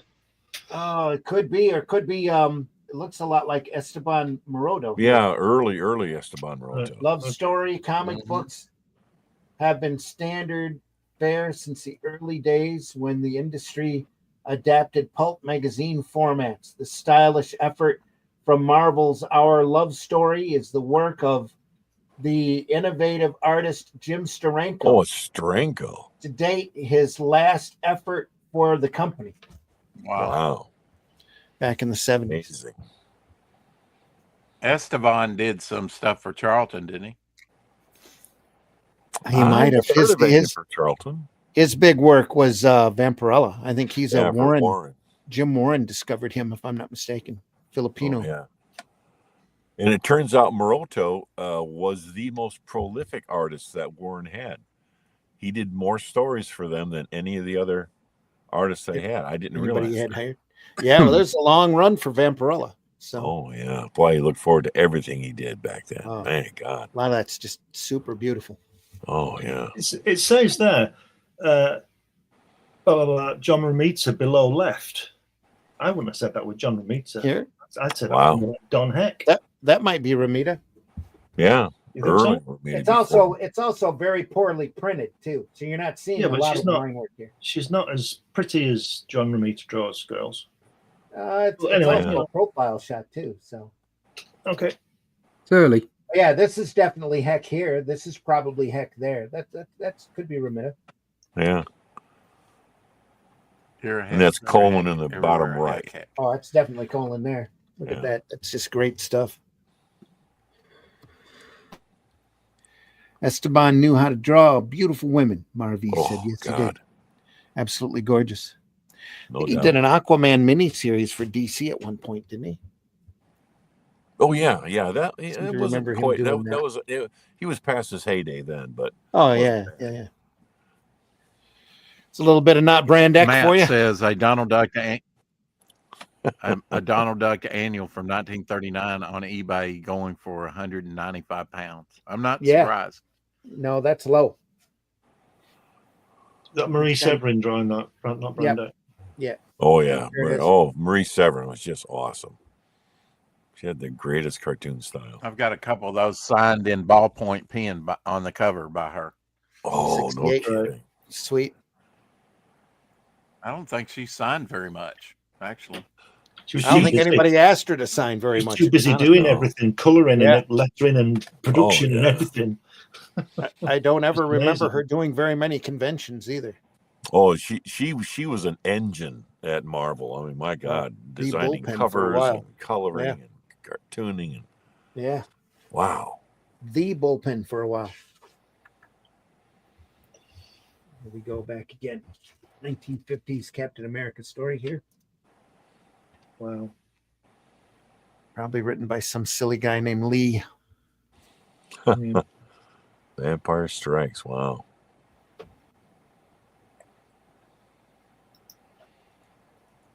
That's probably another source of John Byrne's inspiration when he did Captain America. Byrne was always so hot on trying to kind of resurrect some of the older themes of the comics and kind of give them that newer twist. Yeah. And I never realized Cap won Right. against vampires way back in that day. Oh, yeah. That's great. It's 1943, 42. I'm Baron sure I've got Von. What was the character's name? 42. Baron Von. Something Tim with Robbins burn doing a Baron book Von with, Blood, I think. the Invaders. Is it? Baron Von Yeah, Blood. the Invaders, Robbins. Yeah. Yeah. There were definitely Yep. vampires in Invaders. that. Yeah. Oh yeah. They Roy brought Thomas Union Jack big on the into that. on the history of comics. Yeah. Yeah, Union Jack's great. I like that costume they did for him. Yeah. Well, that's quite a headline in that upper right corner. Japs reported to be dropping Desert's James on China. Wow. Jeez. Somebody's got to do it. Thousands of Interesting Chinese wording perished. about resurrecting old comics when talking about vampires. I love that. That's what it says.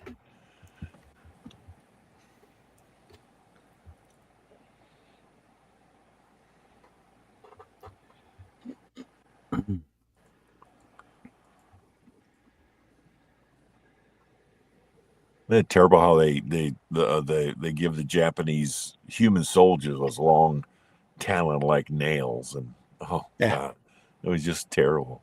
Stereotype of the day, though. Yeah. Yeah. Is this Kirby? I'm just Yeah. trying to work that out. Kirby Studio, maybe. I think 42. I bet it was Kirby layouts, because if you look at that top left-hand side view of that guy, looks very Kirby. But the Yeah. other side, other side, other way, left, top Over top there? panel, that side view. Oh there. yeah. That's a real Kirby style. Yeah. Yes, I bet he's on layouts certainly. Oh, I But imagine. 1942, what, he went into the army in 43, so he'd still be there doing it. Yeah, he did the front page and Yeah, layouts and passed Yeah. it to a studio. It's because he was So- getting paid twice as much working on DC stuff. So that's what he was doing. moonlighting again. Literally, his page rate was double what he I was think, getting paid for Captain America. Yeah, he was. Well, this is the argument. I think Joe Simon was doing a lot of the writing at this point. I'm not sure. Yeah. Kirby would probably disagree with that, and who am I to dispute that? Yeah. But yeah, it's Kirby. Yeah. Kirby layouts anyway. You know what I thought is really genius is on that right hand page, the shot of the three guys in the overcoats. Yeah. Right there. Yeah. I mean, just that genius of getting using those slashing panels of black to define their coats and all that. It's just wow, just amazing. And there's that guy jumping up there, the demon, 20 years before the demon. Yeah. 30 years before the demon. Let's go, pal. Yahoo! I have no problem with the stereotypical stuff. It was a product of its day, Yeah. Yeah, I agree. If what are we going to do? Just scrap all this stuff because it's might be offensive to the modern day eye. That's No, what you they just- want to let's learn do. from it. Yeah. Yeah. There's just have to take so it much- in context. It's Yeah, there's so much great artwork that's overlooked anymore because of that. It's got the wrong stereotype character running through. Is And this it's so easy to take out of context. Go is ahead. this artwork in black and white, or is it just bad printing? No, it's bad printing. This was done in color. It's shot off of the color comics. Yeah, right, okay. Yeah. Because it looks quite effective in black and white, doesn't it? It does, yeah. yeah. I love that. And in the Republic Captain America serial, he actually did wear a black and white costume, I believe. Yeah. Right. because it filmed better in black and white. Yeah.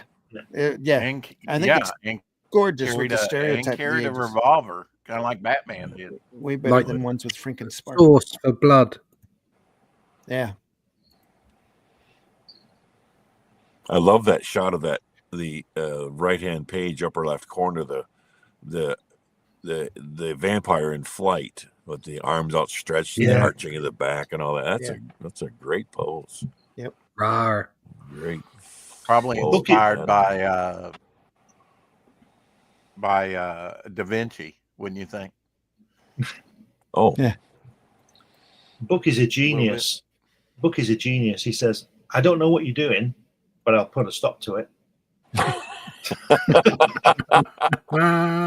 Small jars filled with silver glitter and a label of Edward Cullen's ashes is something I've considered making and handing out to Twilight fans ever since it was popular. ROFLL. Well, shenanigans. Like the way you oh, think. Sarah. Yeah. Right. It would be like book banning, removing important parts of history. Yep. That's dangerous as history repeats itself if not educated about. Yep. Absolutely. Yeah. Marv says the artist also exaggerated the villains' features because they were the enemy during the war. Yep. That's true. Yeah. Very true. Villainous, evil, and ugly.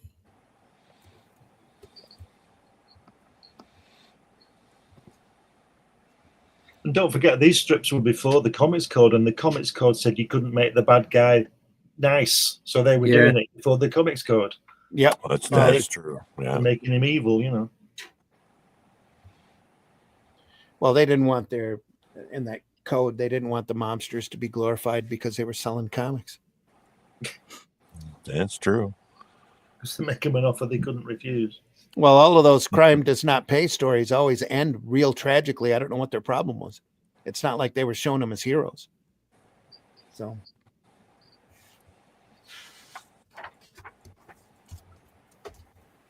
Pretty long cap story here. It's a real stereotype look right there. Yeah. Even without the eyes.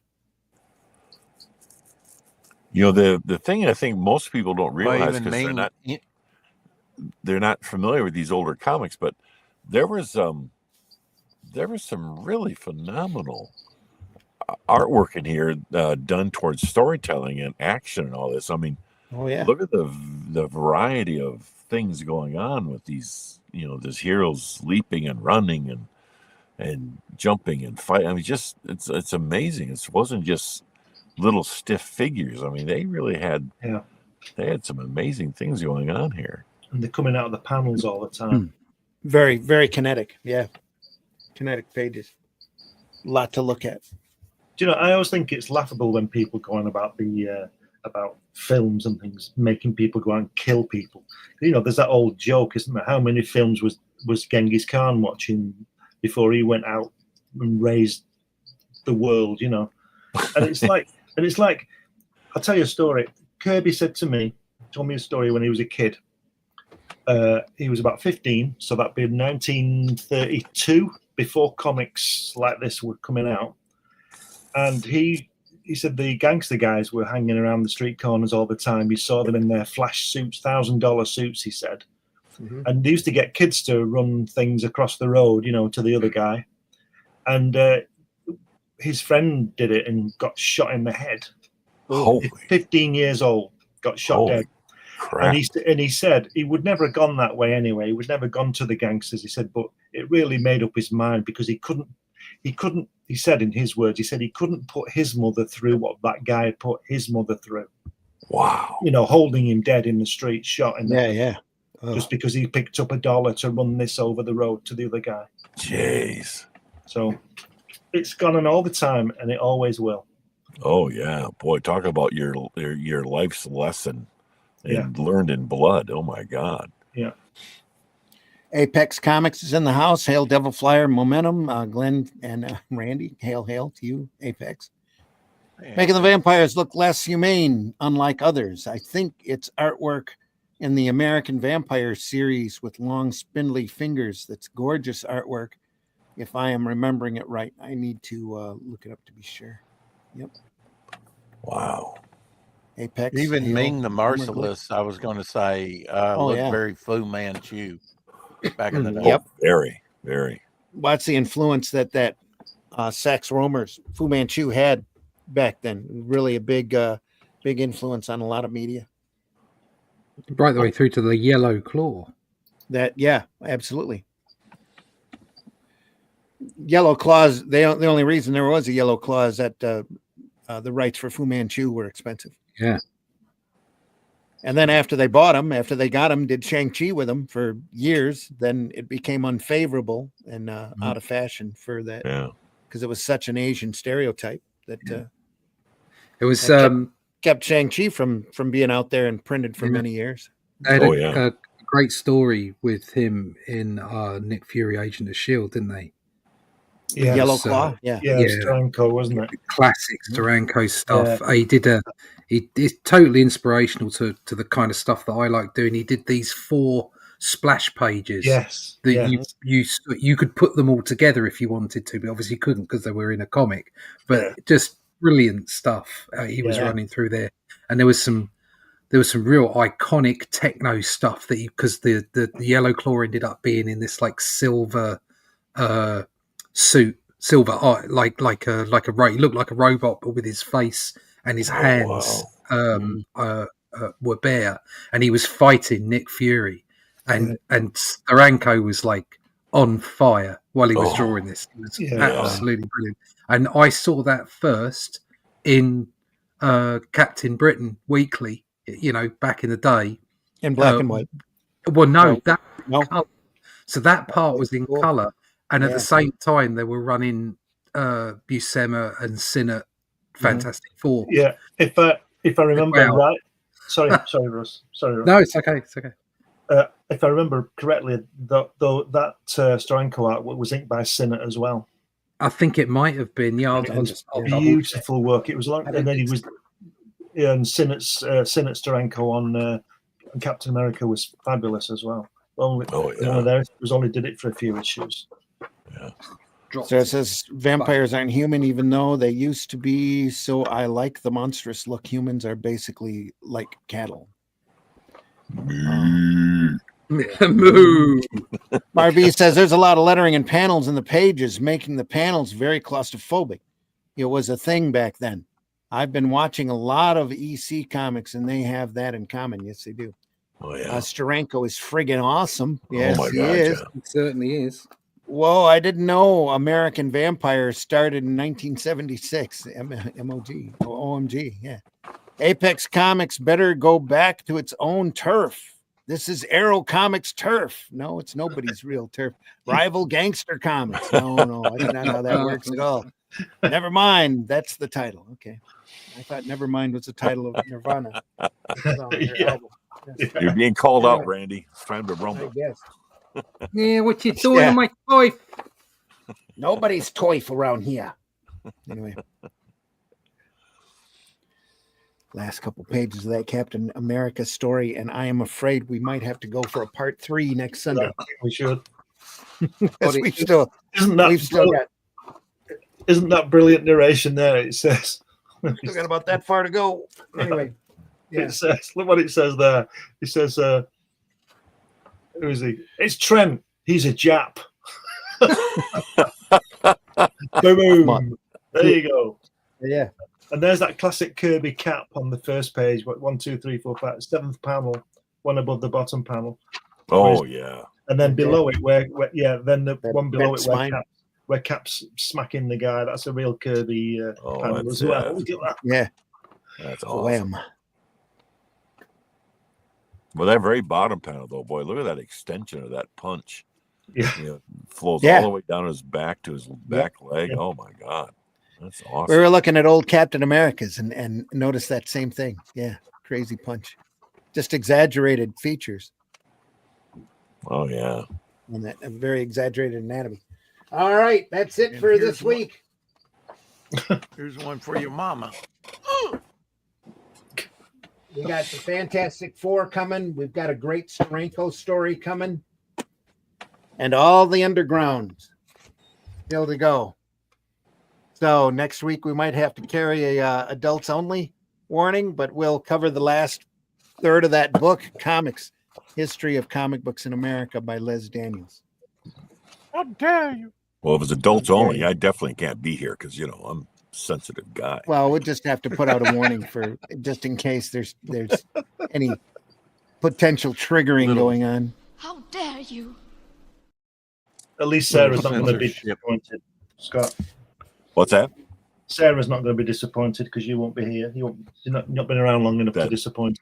That's true. If I can save anybody the trauma of exposure to me, I guess I'm willing to. You guys, it's a lost cause. It's too bad. You know me too long. Been a lost cause for a long time. Hang on here just a second. Russ wants to show us stuff. There you go. Look at Those that. are Oh, the pages. God, isn't that Yeah. awesome? That's Those are Taranko. the pages. Joe Sennett, isn't it? And I think it is Senate, yes. And then it went on to this. We go Oh, look at that's that. the page I Look was at that. thinking about. You can see how I've worn seen these are that. because they've come out of their staples. That's not worn. That's well loved. That's That's love, what that yeah. And then You read it a few Final dozen page times, there. it's going to come off of that staple. Yeah. Anyway. Look at that. And the you great got thing the- about it was you it got was the in one larger after. format than the American version. Much, yeah. yeah. I mean, look at this. All newsprint there, folks. Just like 2000 Oh, ADs. God. Just fantastic Kirby material. crap. And Yeah. the work, obviously riffing off of Kirby up Yeah, here. Yeah. But still, all Yeah. that those graphic design elements he put in all there. I mean, just Yeah. the Look at the colouring on that panel Yeah. on the bottom panel here. Yeah. yeah. Where he's used colour. Yep. He's obviously told the colorist what to do there. Oh, just amazing. And then you get Oh, those yeah. at the end. Look at that Doom. Look at that Dr. Doom. How Oh, good is that? No, no Awesome. wonder that was it when I was a kid. That's You that was know, all I ever wanted to do was draw comics. Yeah. There's no. I'm surprised that Joe Sennett did so much work, because I told you a few weeks ago that apparently when he got a parcel with Kirby artwork in it, he used to spend the first hour of his day just looking through it because he was amazed. Yeah, And you I can can't tell me that. You can't tell me that he didn't do the same when he got John Buscema on Thor or Steranko doing Shield. That he wasn't thinking, "What am I doing yeah. here?" You know? What am I doing? Yeah. He was probably working 18-hour days, Joe Sennett, but he only managed to do one page because he was busy looking at it all day. Oh, There you go. Here's something I show you guys. yeah. Just did this Ah. inking. I over, saw that on Facebook. Nice. Yeah. Yeah. Al Milgram's Hulk is for the Inkwell Awards auction. So, Oh, cool.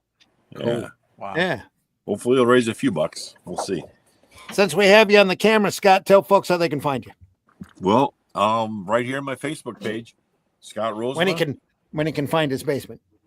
Yeah, just look up my name on Facebook, and you'll recognize the heading when you see it. Trust me, you'll know it when you see it. But that's where you can find me most of the time. And keep flipping your coins for the lucky chance and maybe catch me here. You never know. You never know. Put your bets down. Depends on which way the wind's blowing and if you can find your basement fast enough. Yeah, really. Yeah. Rex, tell folks how they can find you. You can find me on YouTube daily on X under Devil Flyer. My campaign up on Fund My Comic. You know, Ashcan over on Indiegogo. I'm here. You're there. I'm here. Russ, tell folks how they can find you. Yeah, you can find me over at russleach.com. Sign up for that email list. Just there you go. This is what's happening with Atlantean 2. Oh, man. That's just the sketch page before I put the inks on. There's some good fun stuff going on this time. There you go. Rawr. Oh, Russ, you're They kicking are. ass. Look at that. That's awesome. Got some cool stuff going on. And Randy's written a great story. It's a yarn. And there you go. If you if you like that, this is kind of what it turns into. Got a page from the current Atlantean here. It's a genuine yarn. Number 2 is 1's a story, 2's a yarn. You put this one up, Randy? Two's a yarn. It is. There you go. Look at So that. that's what it turns into. Oh. This is the kind of stuff you're getting. It's like, seriously, we are homaging Savage Sword of Conan here. Oh, It's exactly sure. the kind of stuff we wanted to do. So check it out. Yeah, it's having a bar fight. You gotta have a bar fight. Look at that. Gotcha. Great group shots there, though, man. Yeah, good fun to draw. Randy's given me some good stuff to draw. So Just go back. All Russ, right. Put, real Russ men then. gives me a list. All right. Russ gives me a list. I just try to fill it. That's all. Awesome. So if Want you a want bar to see fight? any of that kind of stuff, if you love that kind of stuff, go to russleach.com, sign up for the email list. You can go to the Atlantean magazine page, Facebook page. You can sign up there as well. But russleach.com is usually the way, because you can go there, see my social medias and what have you, and I can send out email lists. Sign up for that email list if you're interested in this kind of stuff. Hopefully you are. Yeah. Awesome. You were going to show something, Scott? Yeah, I got another thing I just did recently.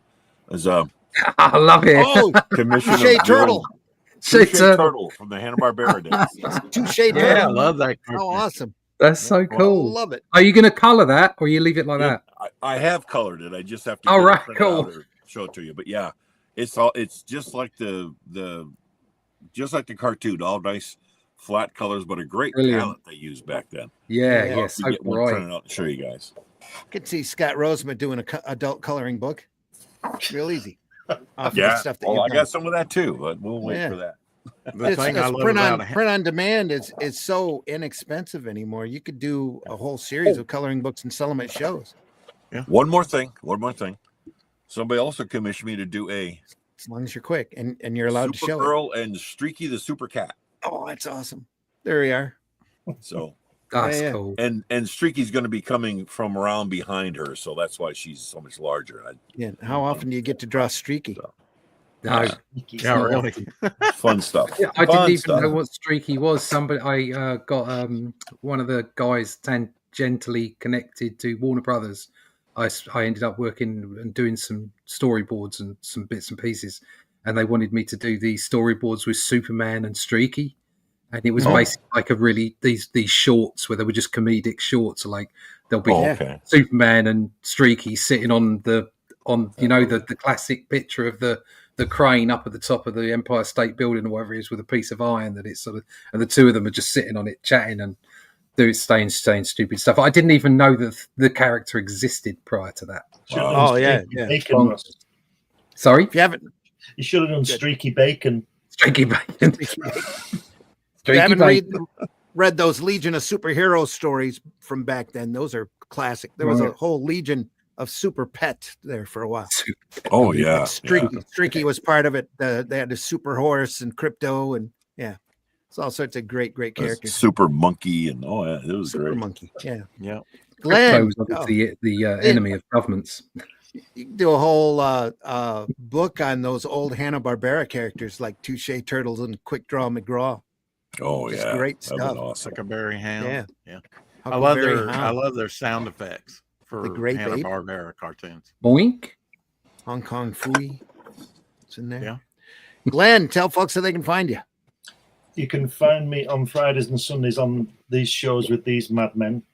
And if you go Wow. to funmycomic.com, you'll be able to see my book, my cartoon character Hatch, annotated book, which features published and unpublished work, pencil work, Look at lettering, that. all kinds of stuff. And if you go to Amazon, you'll be able to see my 12 books, I think it is now in publication, varying subjects. But if you Google my name, I'm sure something will come up. And, take it from there. Awesome. Hopefully all. Anyway, yeah.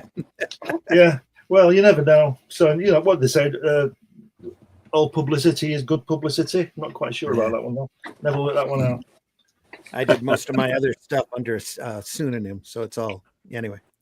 Hi, folks. I'm your host, Randy Zimmerman. You can find me at, if you want to talk to me, you can find me over at Facebook. That's where I usually hang out. A little bit of X over there as well under Randy Zim. If you want to read a great story, pick up The Shadow Kingdom. It's actually Robert E. Howard's story. I just broke it down, and Russ just did the artwork on it. I had the easiest job out of all three of us right there. But it took years for Howard to write this. It's recognized as the first sword and sorcery tale.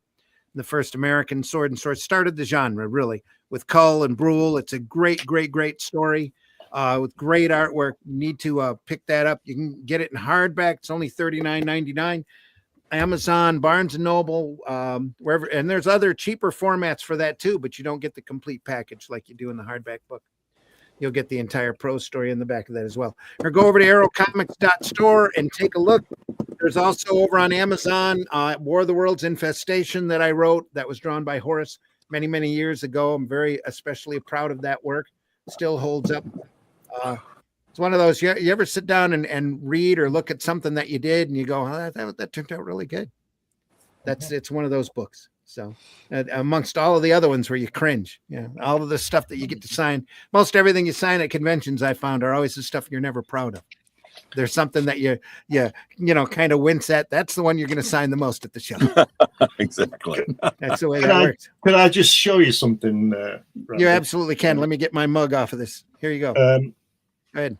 Hatch has been around nearly 40 years now, and there he is with me and Jack Kirby. Oh, there you go. That's my that's my artwork on that desk. Oh, my camera's robbed. There he is. Yeah, there you go. Can you see that? Look at that. Yeah, you can. Just the lighting's going in and out with your camera adjusting like mine does. That's so cool. Oh my Let's God. catch up here real quick on this. Let's see where I left off. LOL from Matt Black. Matt Black. That's for all comics. That site. Yeah. Old, current, and upcoming. Laughing my effing ass off. Yep. I certainly overwhelmed BMK, Brian K. Morris, when I was over in their home. OMG, LOL. Yeah. Another great show. I'll join you next Sunday then. Have a great week, everyone. Take care. Next Sunday, we will finish off this book. Promises. This comics book. Yeah. Promises. Gorgeous artwork you're showing there, Russ. Yeah. Yeah. Got sidetracked when vampires came into the topic. Yeah. Looks like we got. Hang on. What'd you have there, Rex? Sorry. I'll blow you up there. Superboy issue 143 in French. Wow. Sort of a different Superboy. Brilliant. Paid $4 on eBay for it. Hey, what a deal. Cool. Kidding. Nice. Sarah says you can look me up too. Sarah, not always on Facebook, so I might forget. There you are. All right. You pay more than that for a croissant. Yeah, Marv says pay more than that for a modern comic that's drawn half as good. Yeah. Sorry, Rex. Didn't mean to step on you. That's okay. What'd you say, Rex? I was just quoting Marv there. He says, "We hate you so much, Glenn, in the right way." Oh yeah. He's envious of. No, I hate him in all the wrong ways. I'm still not done here with this. Yeah. Sarah says, can look me up. Devil Flyer. It's got a site there. Sarah says, dang, Russ, I could watch that kind of drawing for hours. Dang. Says, Russ, do you do any live shows on Facebook or YouTube while drawing or no?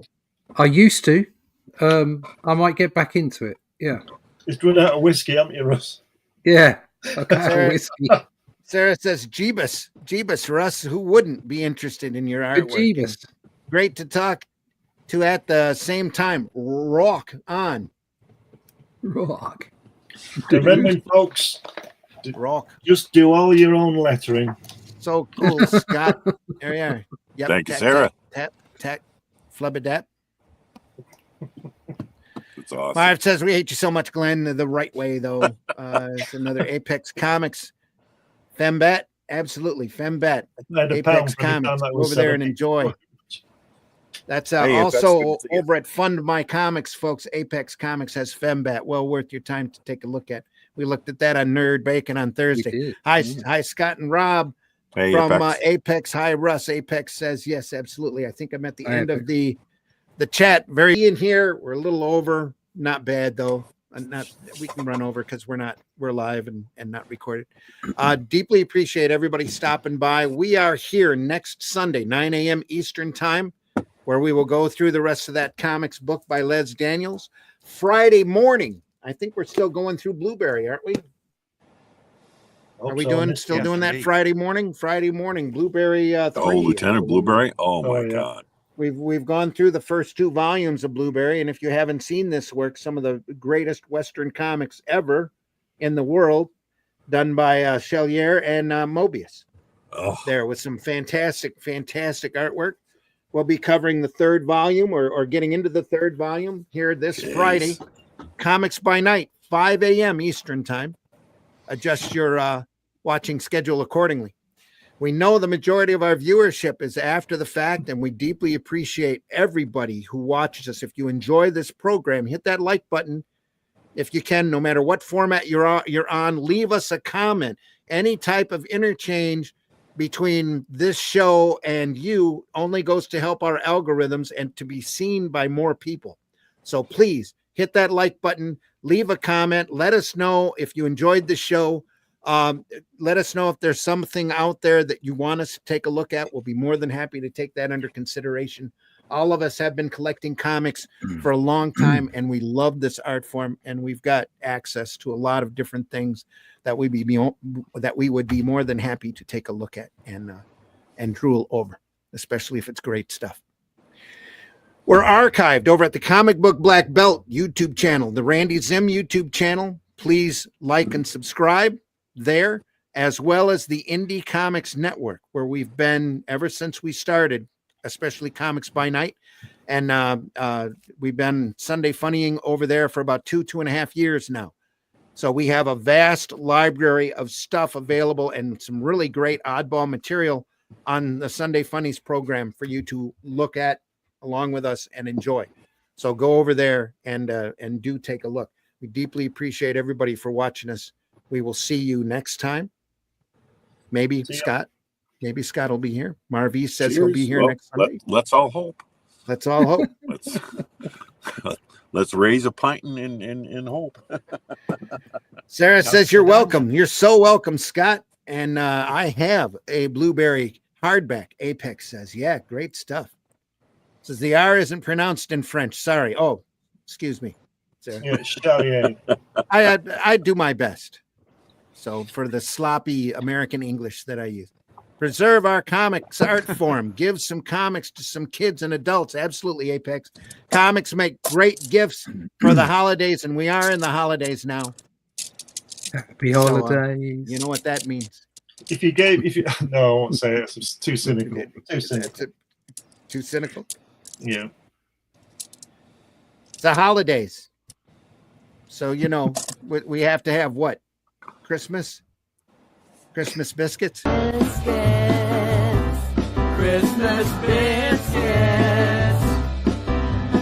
Biscuits on my plate. Get some Christmas biscuits on your plate. Those the same people. Wow. Put in an age people. machine. Yep. Only older. Get those Christmas biscuits, folks. Have great holidays. Have a safe and good week this week. See you on Friday. Hopefully, see you on Sunday for sure. 9 a.m. We'll be here. Hopefully, you'll be too. Go visit your local retailer. Look at those comics that are closest to the floor, those comics in those boxes that might have a little dust on them. Those old Warren magazines, those great old Marvel black and white magazines, even those old Fleetway magazines like Psycho and Witch's Tale. Great material in there, folks. Just waiting for you to discover. Wish you the best. Magazines as well. Curtis magazines, yeah. Yep. Old Marvel mags. We'll see everybody soon. So yeah. Or not. All depends on if we open a rip and the time-space continuum. And it was this desire to lead in gumball innovation that would change everything forever. What we were trying to do was make the gumballs more orange, but what we did instead was open a rift in the space-time continuum, unleashing a godlike entity. It happened. It happened. Holy shit. That is the craziest thing I have ever seen. And I'm Dennis Quaid, and Dennis Quaid has seen some shit. And I just want to say, when my time comes, I want to be buried face down, so that anyone who doesn't like me can kiss my ass. It means you're a catcher, not a pitcher.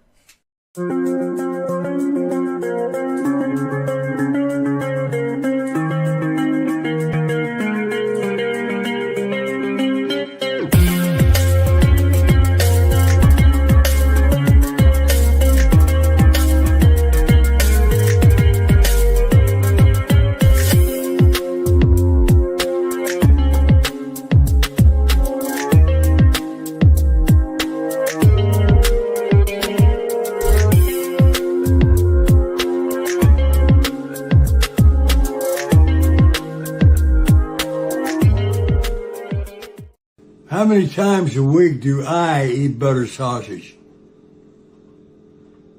I can't count that high.